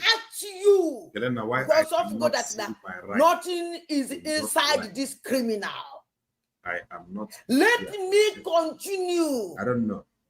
With Biafran freedom. CJ. Let me continue towards Biafran freedom.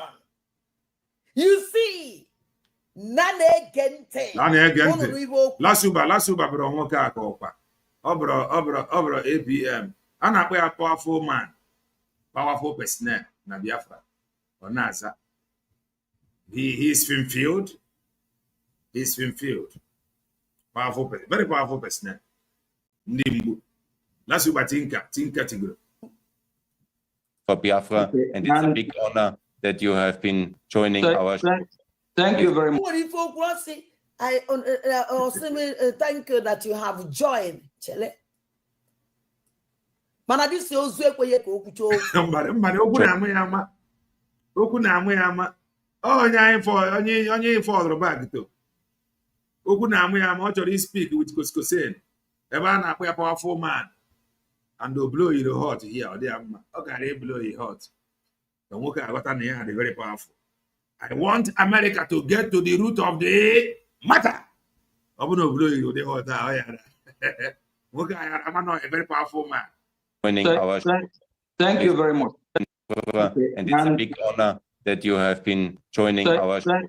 Thank you. Also, it's a big honor that you have joined.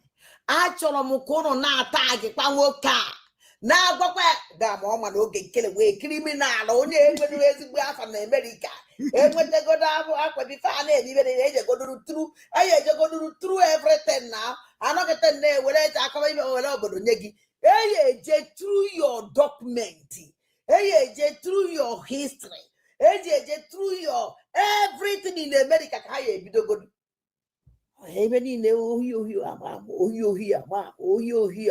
crying. How many pages? On a what is it? After this man who put okay. Oge Nkere, thank you very much. The only thing name joy, that now une binigo for freedom of Biafra. Thank you very much. Please, Biafran people need your help. We have suffered a lot by these criminals. Criminal because if I matured, only keep my criminals now because they are criminal. By this criminal Fulani terrorist destined agenda in Biafra land. Biafran people have died too much because of that. That is too much genocide. Kowali and even a Buddha can a half of Iban Ibu na Biafra land.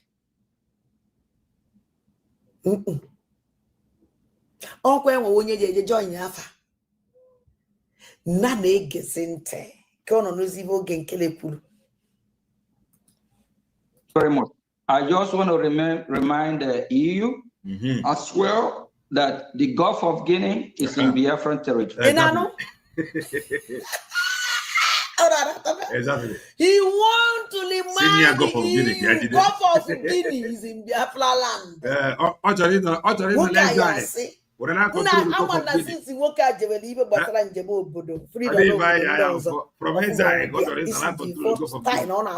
a coward, in somebody in your brain. This is the first time on our phone. Now we're back. I work I say now I know the betrayal. Now I know the betrayal about Simon Epa. Now I know the problem of Simon Epa. Now because you watch ya or only if you walk in a cook out and kill a cook. Yana bad that could go to even. Only the Gulf of Guinea. Any Gulf of Guinea go control it as a very powerful individual. Very powerful man, La Biafra. Only the Gulf of Guinea, America, Yanim Gulf of Guinea.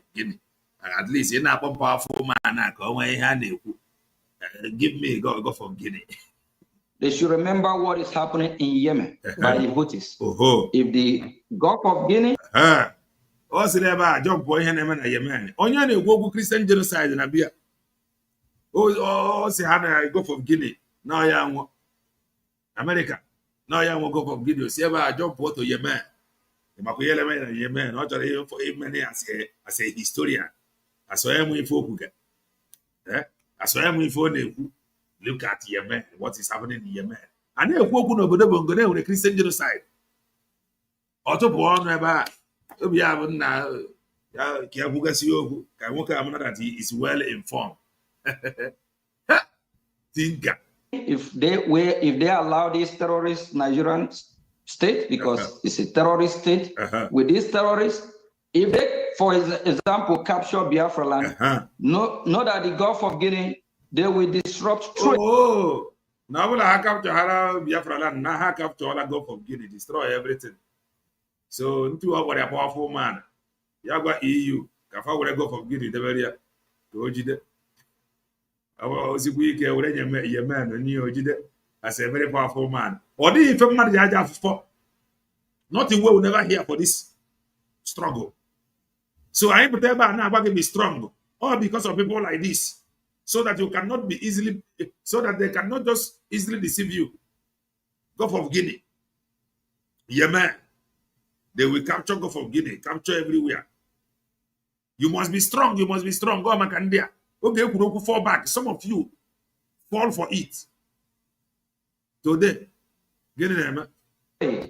But we Biafran will resist. We'll make sure that we are free. And we want to remind them that when it comes to the business interest, we are open to negotiate, to do business. He cannot even explain business from point A to point B as a businessman, as a billionaire. Raponimaka, property worth billions of naira. Na homeland. Raponimaka, I am fully made. Raponifa, Gaima na Foza. Or we see how we will this struggle then. See how you were joined. See how you were joined. With them, I think we will be the best ally to make sure that from the West African Sahel, we will checkmate the terrorists. Because what they are doing, they're trying to capture both Biafra land. Some of you are going to be from Wanga.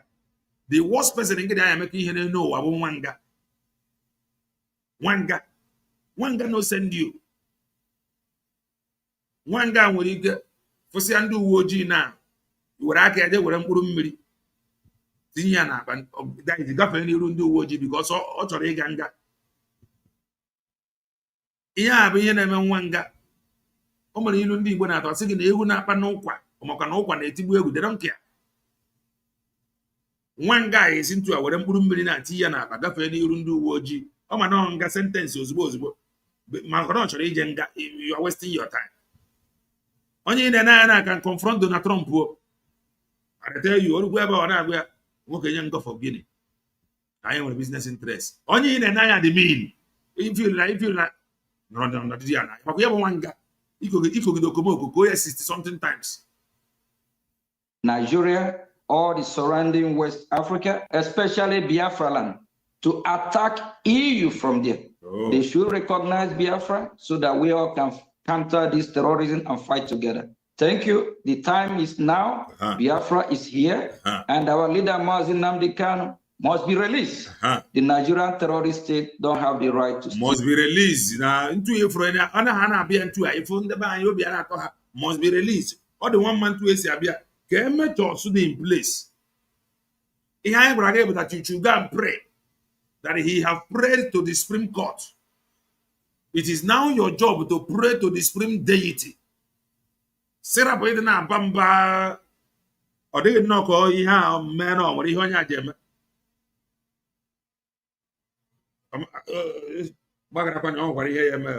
before now, be holding him because he commit no crime. And our leader, Moses Simon Ekpa from Finland, he needs to be released. He's just a freedom fighter. Every country in the world fought for their freedom. United Mazi Banjoku is now a leader. Mazi Nnamdi Kanu is a leader. Then he is a prime minister and a powerful one for that matter. Mazi Nnamdi Kanu, our leader. Mazi Banjoku, our leader. Yamabu, a very powerful prime minister. Biafra. Okay. States of America fought for their freedom 1776 from the Great Britain. So Biafra is fighting a just cause for freedom. Thank you very much. Thank you, Mr. Prime Minister. All the best from Austria, from Vienna. Thanks for joining the show. Hey! Gini. Tinka tiegi in a team. Omunem. Oh no, no, kwa. Oh, Prime Minister. Hey! This is half far back. Gini, adandiwo. This is half far back. Adandiwo, ike goro. Oge Nkere awuro na Prime Minister ndocho. Very soon I will put link. Now. Very soon I will put link. Unu geziente. Very soon. Program now. I will put link. Unu geziente. Una no. Ihe. One the interview siri welega. Very wonderful interview.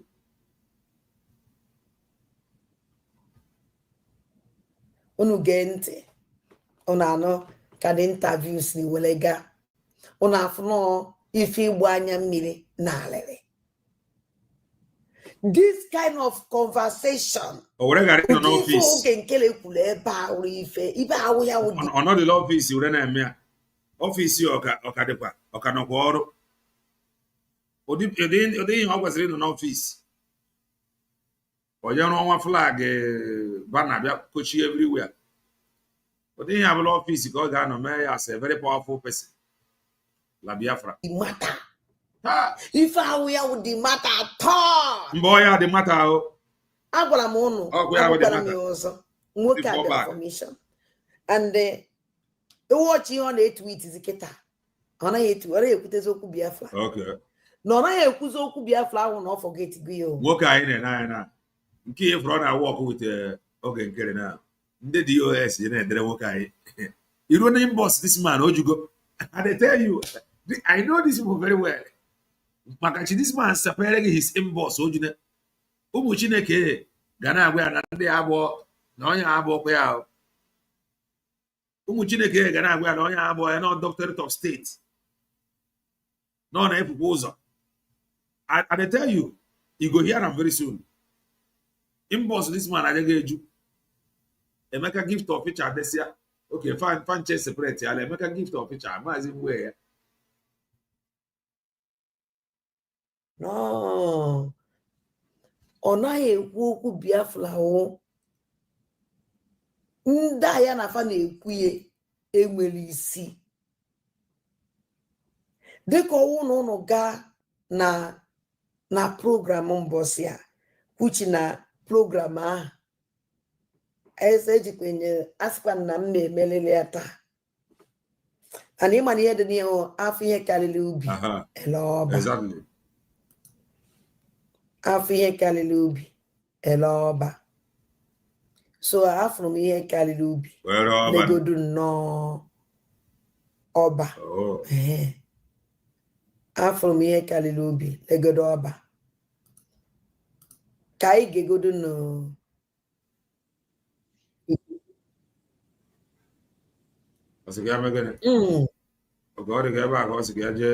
by Fulani jihadists. Here are the news in ndị Christian Association emegharịana m ọbụkwa mma ha na-eche mgbe a gwụrụ ụmụnne ngeenụ ntị aftara ikuku na ya emechie na ụmụ aja. breaking news. Christian Association of Nigeria cries out to Donald Trump. List names of clergymen unalive by breaking news here, but we will continue this program in some hours' time. Join us at the studio. Doreen, here is the link.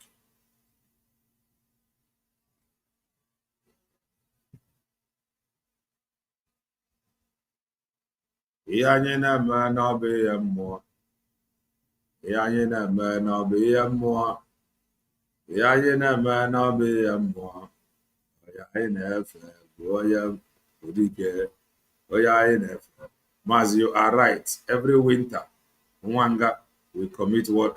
That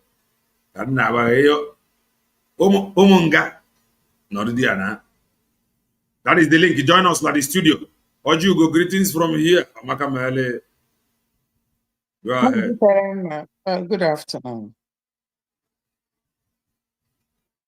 Can you hear me? Loud and clear. Go ahead. Okay. Good afternoon, everybody. In the studio listening or in the platform, wherever you are listening from. Helena, when you listen to this interview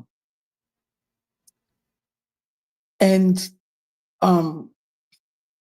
critically think about it and gradually put the puzzle together,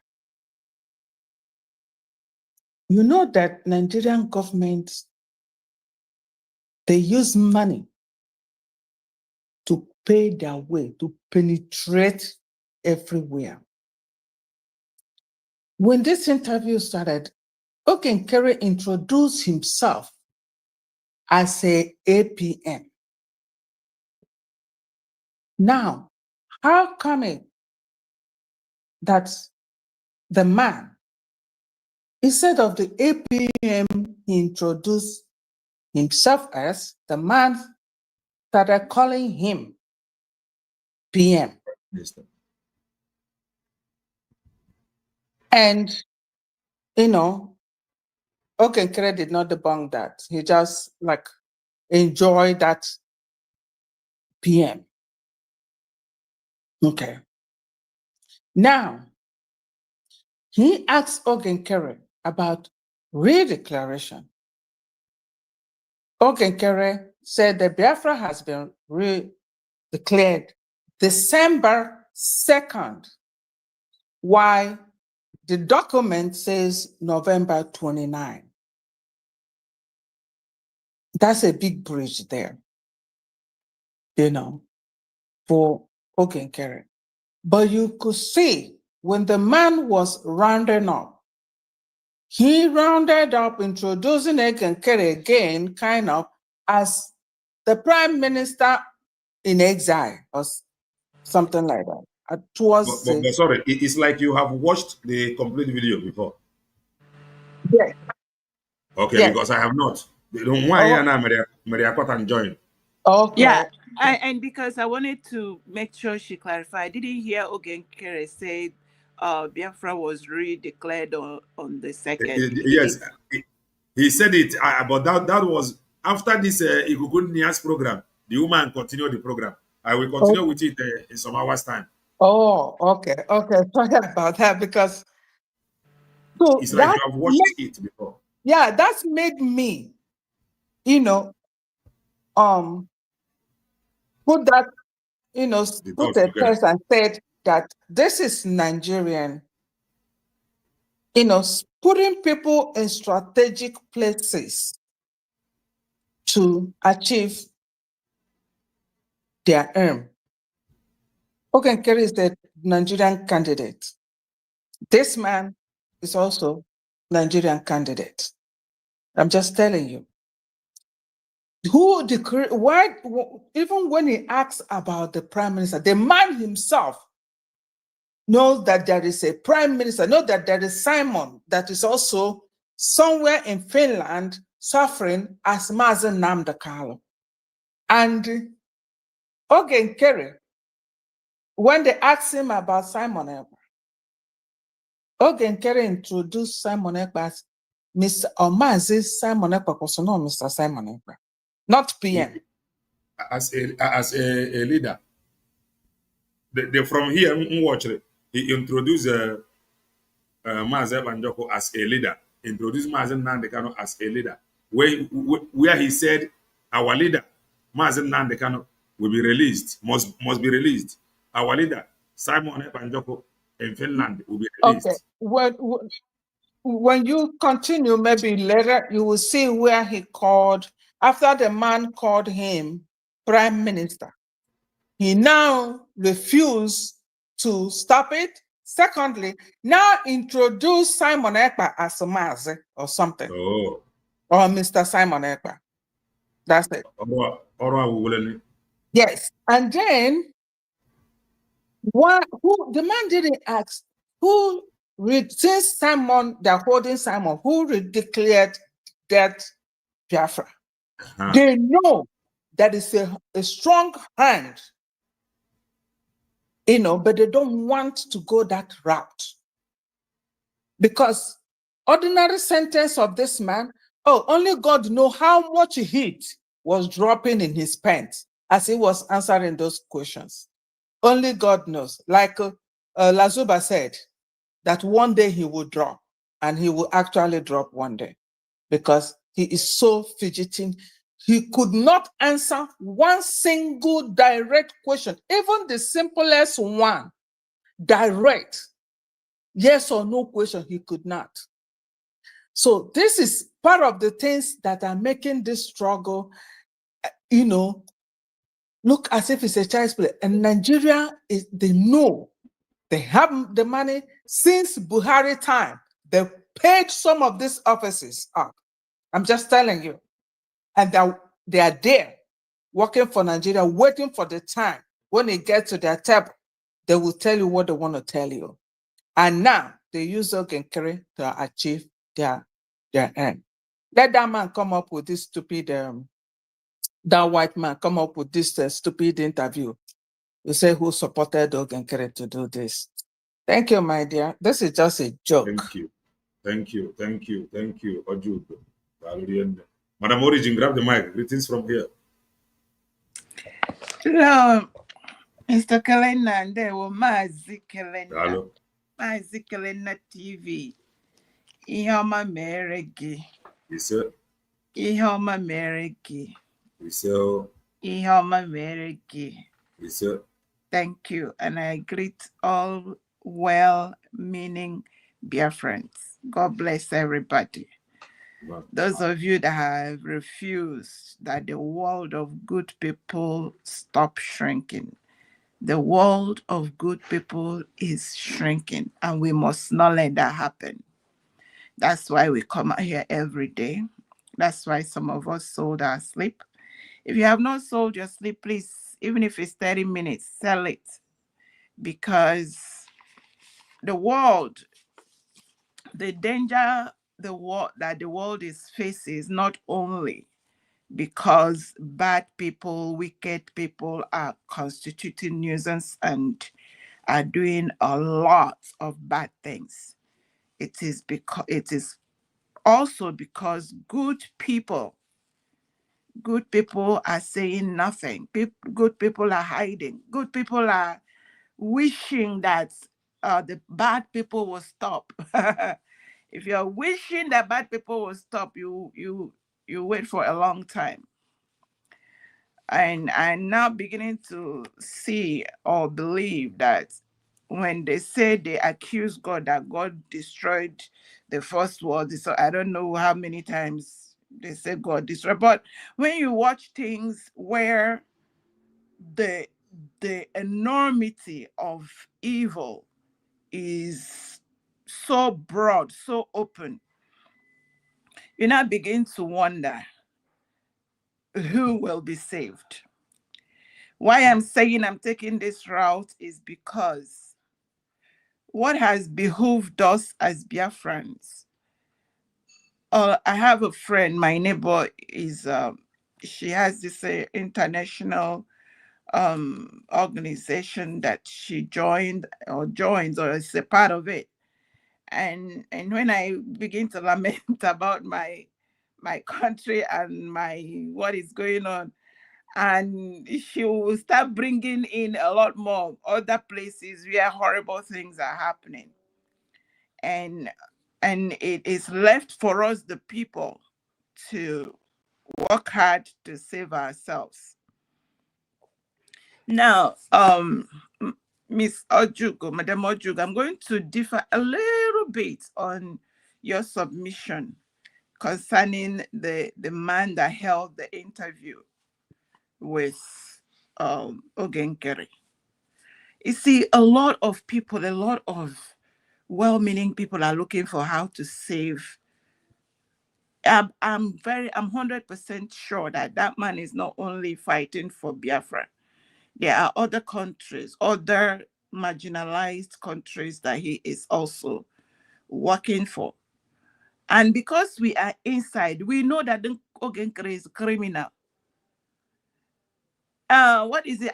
Now I don't think I've ever talked about that Garisolis or whatever his name is. I'm now beginning to see that man is a lot more deadlier than I thought, because he has access to these well-meaning people. He is the one that organizes these interviews. And these people may not know. And because when I was listening to what this man was saying in Kai report, I caught something immediately. I believe strongly that it was Garasolis that set up that interview. And he introduced, or whatever memo he wrote and gave to the man, or whatever he gave to him, he introduced Oge Nkere as prime minister. And that was what he was running to. But the man, it was through the man, because I have been very concerned that I hope the world know that Nigeria state employed has arsenal, is funding so many among us that are railroading and destroying what we are doing.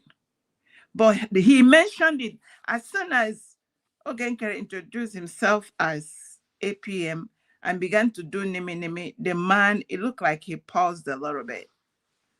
And he said three things that I noted.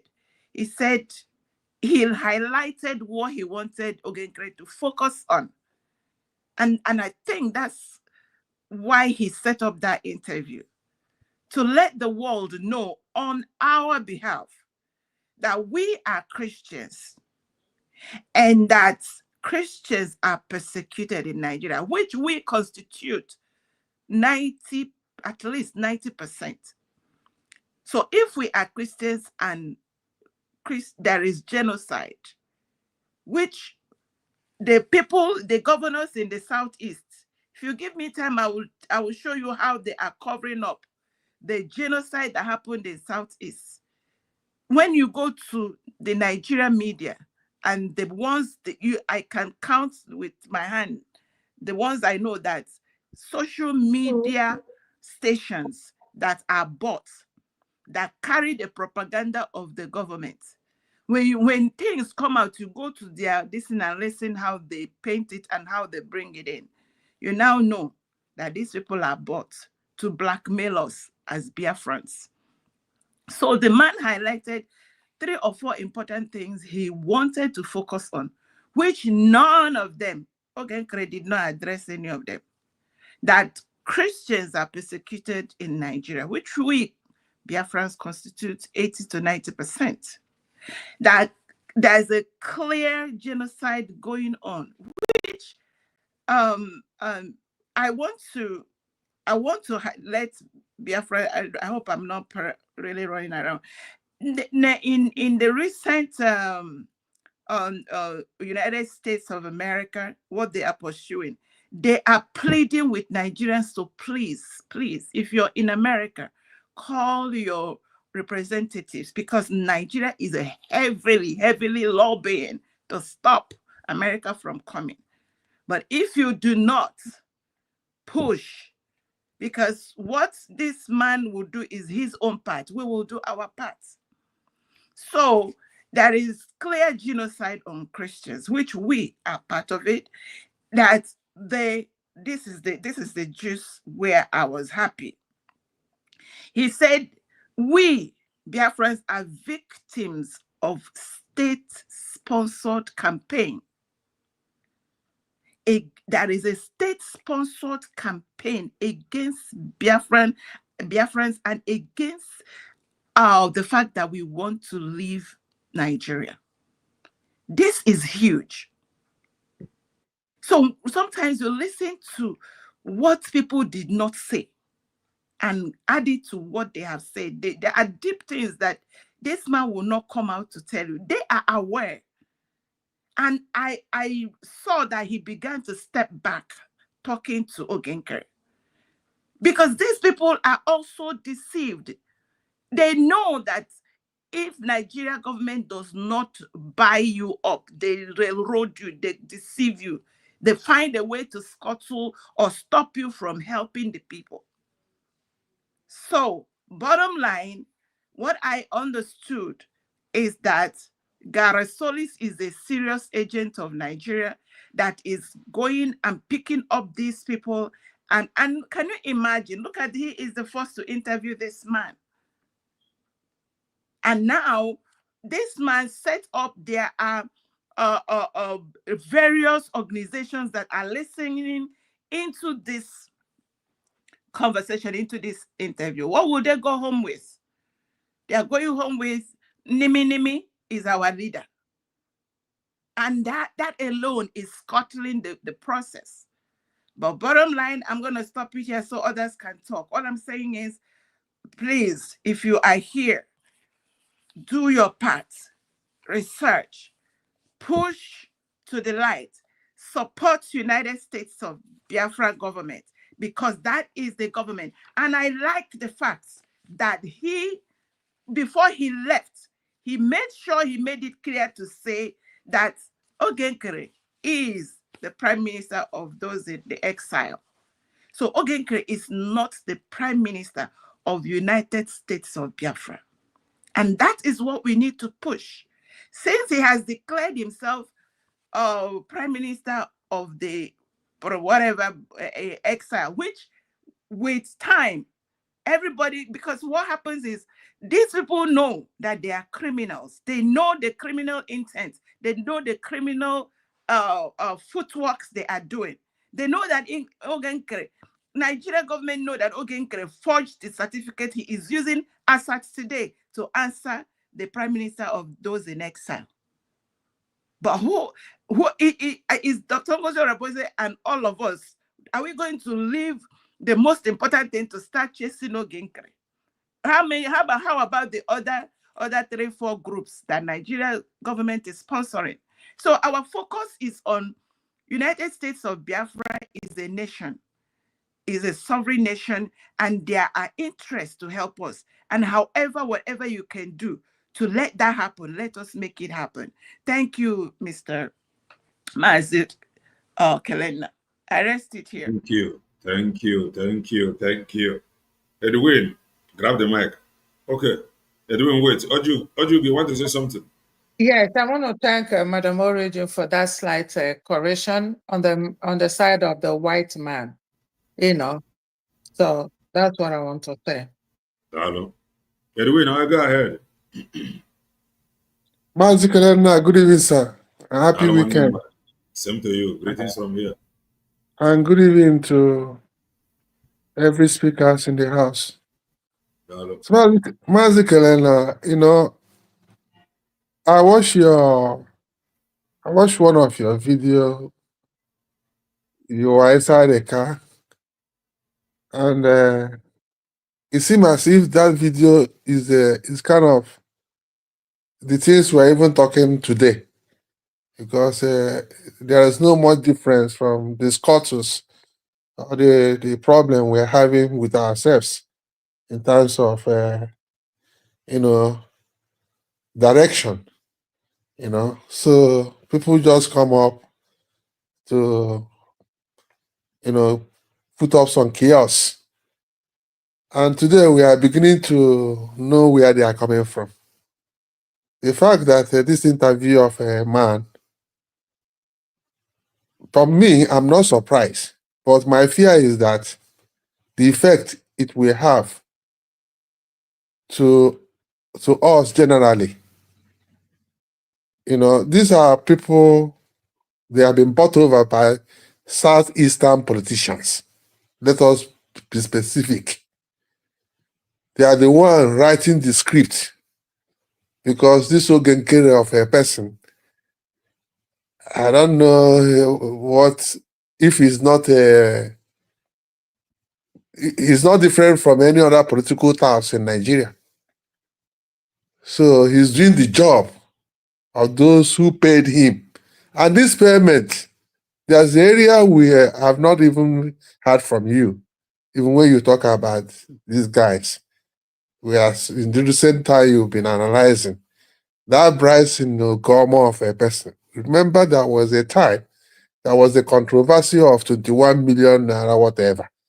Then our PM was very much around with us. PM, sometimes when you see him show up in program with a heavy face, you should know that a lot of fight has gone on behind the scene. So many times he may even lose control, walk out from the program. Nobody sees him again. We have noticed that several times.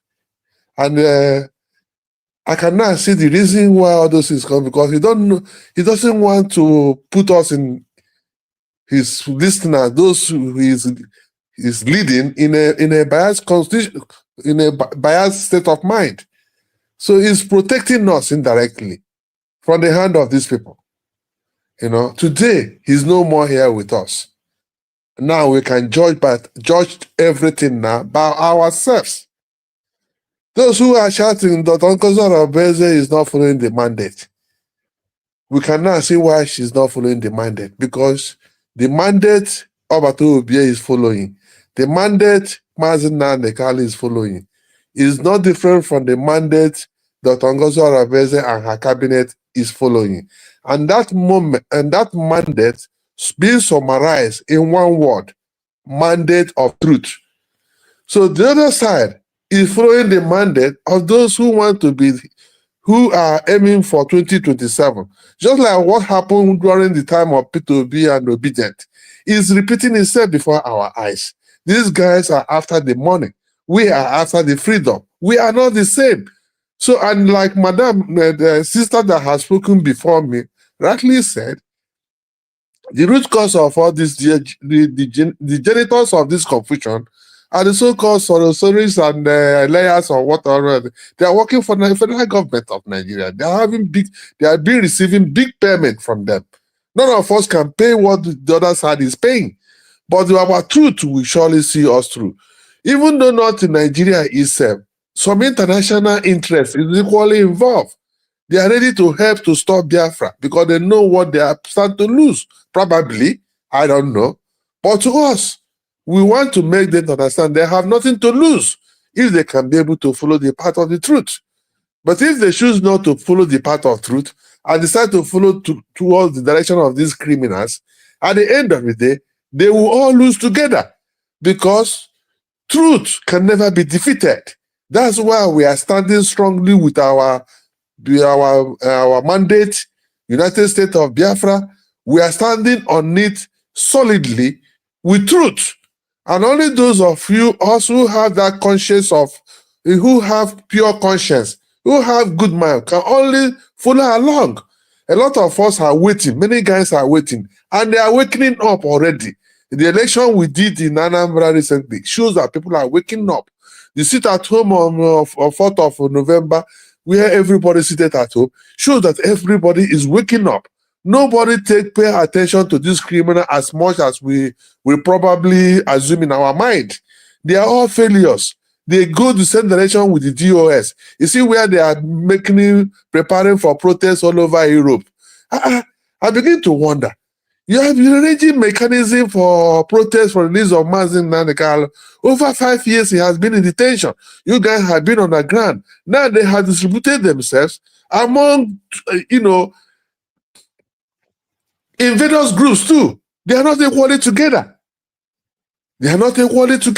So my people, the fight is big, but the only thing that will see us through is sticking to the truth. And the truth, we have already gotten it. And we are not letting it go by any means, by any inch. Dr. Ngozi Arabeze, I know her stand. Her stand may not probably to do everything or make everything look perfect. I understand. I think I understand her to some extent. And that's why every one of us must continue to align ourselves with her. She's holding on until probably any of our leaders shows up. Either Mazin Nanekali show up today. I'm sure Dr. Ngozi Arabeze will definitely run after him. If our PM eventually come out today, I'm sure our Dr. Ngozi Arabeze and our cabinet will feel more relieved, because these people are here to destroy. We must not allow them to scale through. They have been bought over. They are working and playing according to the script being given to them. Simple and short. Thank you, everyone. Thank you. Thank you, Edwin. River Goddess, greetings from here. Amaka Mele, you have the mic. Hello, everybody in the house. I greet every genuine Biafrans. Mazi Kelena, I greet you. I hope I'm coming out. Loud and clear. I don't have much to say because Madam Ojugo and my sister, Madam Origin, and this my brother that have just spoken, they have said it all. I just wanted even to log out, but I just want to put one or two things. Madam Origin says something and my mind strike to some hidden stuff. Well, what Oge Nkere is doing, it's a technical issue. And on the other hand, we have a government now. There was a time I said something. There was something that happened that time when I made a comment like a disclaimer, and there was something you say, Mr. Kelena, and it boils down to me that now we have a government, we have an office. Some sensitive issue like this thing that Oge Nkere, this narrative that he is pushing, it's my own thought or maybe idea. I think not possible for the people that are concerned, to whom it may concern, like this man, Mr. Gunter, they penetrated Gunter like the way they penetrated Mami Hafiaja na Chineke Gbara Egroramus Elias. That was the same way, the narrative they are putting out there. Then Dr. Ngozi Arabeze, I don't know if it is possible with your cabinet, to put some narratives, right to the people or to the authority that are concerned, so that this lie of Oge Nkere will not fly. He is not our PM. We don't know him. He is a gangster. He is nobody. And he is one of the people or the Nigerian agents willing tool in their hand to stop what we are doing. But there is this confidence I have in me that all this thing boils down, that God is showing his supremacy, his power, that at the tail end we will raise our head and we know that it is God that has done this. You see, Sonia Marawa, like this, my brother that spoke before, I pick up the mic. There is a place you touched. There was a time Mazen Simon Ekpa questioned money somewhere, so that when you say 20,000, yes. 20 million. And 20 million, yes, it was true. Our PM was angry, and he made a comment that his hand, his leg, whatever, if you know where it's coming from, please send it back to where it's coming from. Then on that note, Peter Oluwale Mba, there was a time there was a money that said that was missing in Enugu cabinet account or something. And then there was a sniffing, and it is 100% right that Peter Oluwale Mba is using Oge Nkere. And Oge Nkere, when he came out, he exposed himself, because initially he's stepping out and he's outing, he was telling us that he's a rich man, he's a billionaire, that he has 1,000 and million. In Nigeria is a billionaire, and in America here, that is 1,000. For you to count 1,000 and billion in America, I don't know what you might be doing. And I calculate a tax.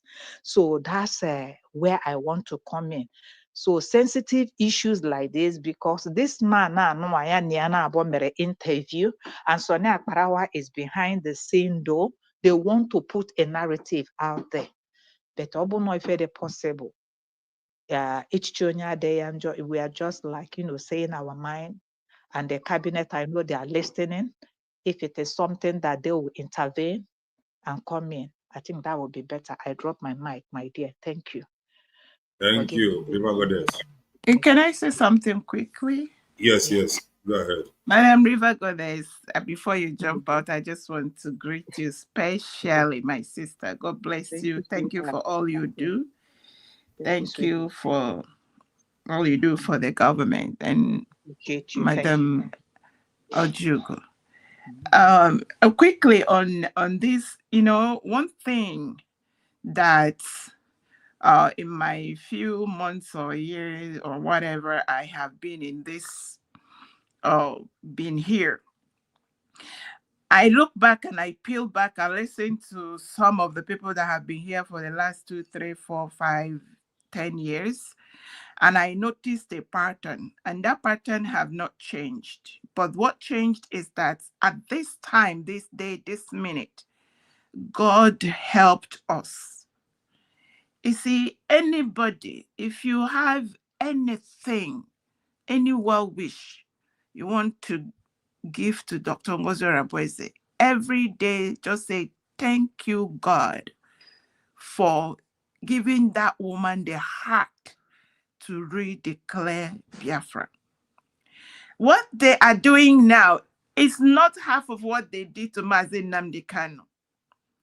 All this kurukere GBT, Nigeria state is in fact, even as I'm telling you people, even up to the way that country, I don't know how they have had these roots in evil, that they have been able to dismantle and scuttle. Is it today that Nigeria started these atrocities that are going on? Up to 2014, they went to United States to remove Jonathan, painted all the pictures, did all the drama. They even used their mouth. It was this one, this AKA Tinubu that is there, and his group that went to tell United States. Well, that is why when United States of America, the taxpayers are angry. Why are you using the taxpayers' money to fund terrorism? You think they just did it? No, it is because Nigeria state was able to deceive them and told them that, oh, there is a genocide. Give us arms, give us money. We are fighting. For them, when they give them those arms and ammunition, Tinubu, aka Tinubu, and Christopher Musa now open the door, open the barracks, and the Marudas and the GBTs and whatever they call them. They will call them bandits, call them Marudas, but they won't call them terrorists. We'll go and collect all the arms and go back and start buying people. As we speak today, the world know, they know. And that, I tell you, everyone that you see that is well-meaning to help Biafra, they are facing booby traps. Just like, how will we know that this, in fact, they come out and I say, I have not had my mouth. I say, what did this young man do to me that I will start calling out on him? But today, it's obvious that Garasolis is well paid, eating Nigeria millions to scuttle the system, because he is the one that is setting all these things up. He's the one that has gone to Mike Rubin is a genuine person, but remember, whenever he talks about Biafra, and they have blackmailed. You see the way they blackmailed Mazi Nnamdi Kanu until they captured him. And is it not the same way they blackmailed Prime Minister, set him up? Now, that is why you must pray for Dr. Ngozi Orakwe, because our genuine leaders are hunted down while they begin to promote the likes, the ones they paid. So that is how we need to open our eyes. I am here. What I know is that man made that statement that gave me peace. For me to know, he said, you are a powerful person. When he started, he was like promoting you. But when he had what Oge Nkere said, he now said he is the prime minister of people in the government in exile. Trying to separate, he made sure he separated Oge Nkere from genuine pursuance of this thing, freedom. Because if Biafra is redeclared and Oge Nkere is claiming he is in exile, so that means he is the parallel government that is trying to scuttle. And white people, they don't talk, they're not open-mouthed like us. You wouldn't even hear him. Look at how Oge Nkere was bashing Russia and not. You will not hear, even if Russia is not behaving well, you will not see a typical diplomat come out all against. So we are in a high intelligence environment, and we need to work. All I pray, I beg everybody and anybody that is out for this freedom, support Dr. Ngozi Orakwe. That is who is holding our mandate. Biafra is redeclared. I come out for these 50 million people that voted to exit. And that is what the world is going to stand by. These 50 million voted to exit. So what are you, anybody that wants to scuttle that, we come against them, because do you want the Nigeria state that has set up this genocide to buy these people, to buy them? So we have a very good standing just because that woman stood and redeclared Biafra, and we have the documents to show for it. And that's where we stand. And I'm going to stop it there, just to encourage you, whatever you have, put a USB government. There is so much. And let me say this finally. This Woto business, let me tell you how Dr. Ngozi Orakwe put that to silence. You see, the day he brought out the IHL training certificate, that was the day he silenced those people. Because United States of Biafra government have their trained, certified with certificates, where if you call it army, if you call it personnel that are seeing to the security of the people. So anybody that do woto, if you have our certificate, we will punish you. But if you don't have, that means you belong somewhere. You belong to the people that are after and against the government and against the people of Biafra. I rest it there. Thank you so much. Thank you, Madam Origin. John, I will allow you to talk 1 minute. I should have not let you in, but oh my God, 1 minute. I'm in a fast lane. I must run. 1 minute. Uche John, Amaka Maele, grab the mic. Yeah, my brother, good evening. Good morning from here. Hello, sir. No. Biko nna m gwa okwu m na-ekwu ebe a echighị nne ogbukwana ibu. So I understand you, my brother. Ọ dịghị ahụ easy. It's not easy. Onye si not easy, ya bịa mere.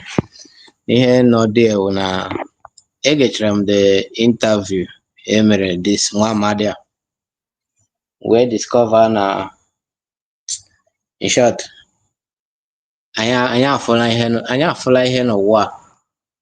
Ịghọtago? O nwere ndị pụtara n'ụwa ha si na ihe ha dị mma ya wụ ha na-emeji ha na-emebi. Ịghọtago? And nnọkọta jụọ onwe m ma this man ọ makwa the meaning of government in exile and mmadụ ewu a government.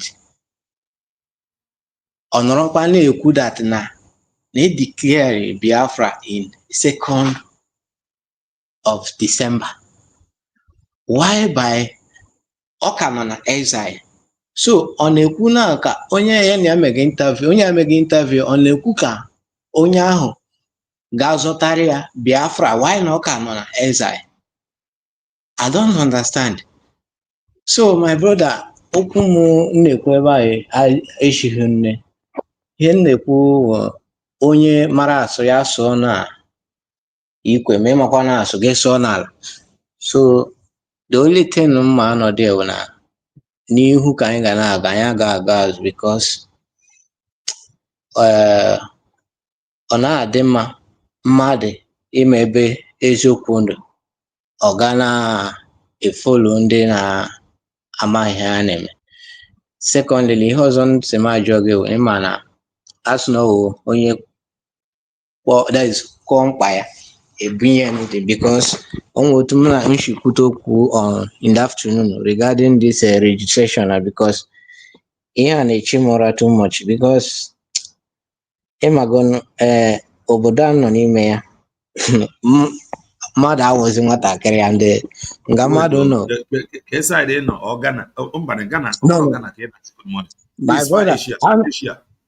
anọ m Asia country, anọ m Dubai. So and Dubai ebe a nọ wụ na onweghị na nwoke nọ ịmụọla ụmụaka gụ na ụmụ gị bi. So and hụla ka obodo mmadụ si n'ime ya pụta dị ebe a nọ na anọ m here with my family, with ụmụ m. Odo anọghị m obodo a illegal, ghọtala. ezuru m oke here but onweghị na mmadụ ịghọtago because enwereghị m obodo bongo ahụ hiwish because ọwụ taa ka m bidoro gewe that is program ihe gbasara Biafra. Ịghọtago? Just that na this particular place onye ọbụla biri n'obodo a ga-agwa gị na their law dị very strong. Ịghọtago? Ọwụ ihe niile ka ị ga-aba n'ime ya ịba ya that is ma ọ bụrụ na ihe ahụ that is ha nwere onwe ha like obodo a na-adị m sure na Biafra nwere their office na Dubai here. You understand? Echekchala m no way. So ọwụ ihe niile ka sorry ọ ya dịkwa mma ọ bụrụ na ị gaa ihe dịka fundraising or something, you can ask them the question. Maybe ha nwere ike inwekwa mmadụ mana ede ya we.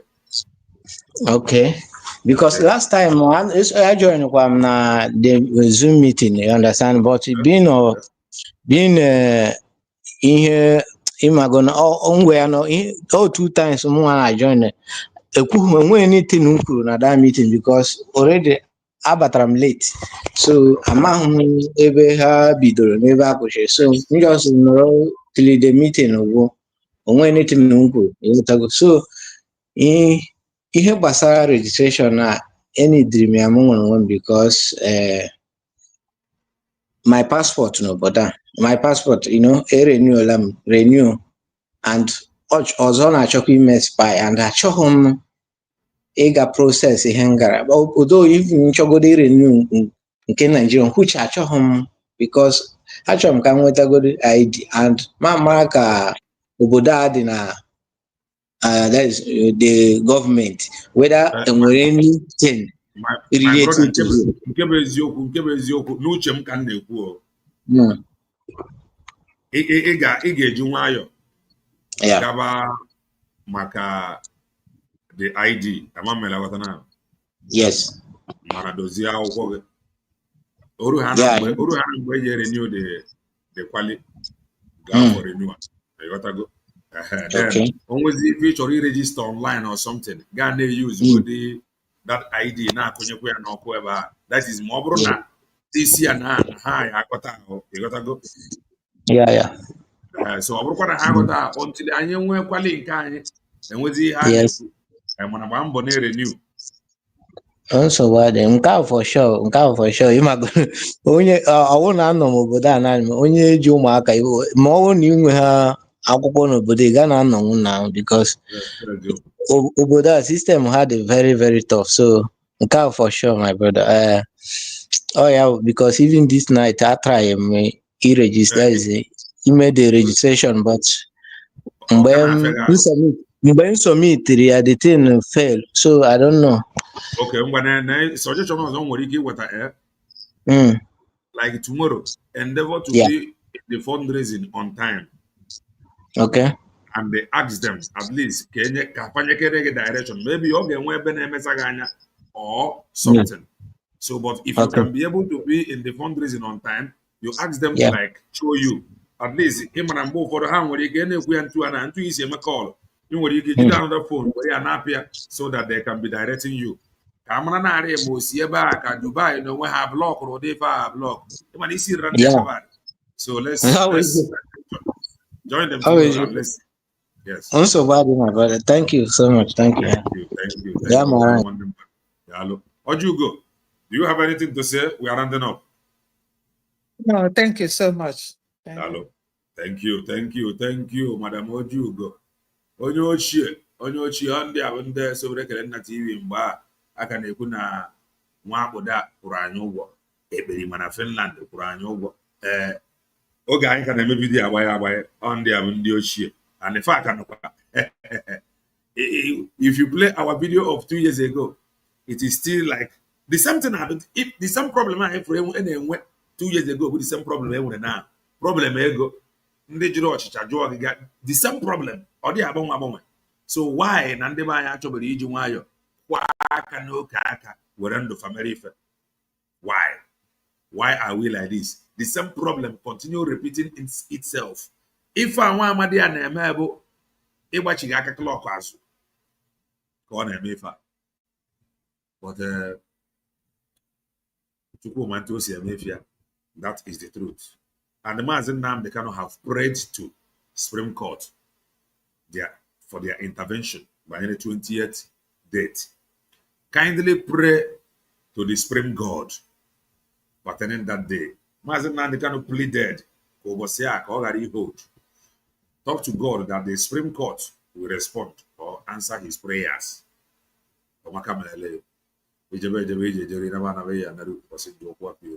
Stay blessed and bye for now.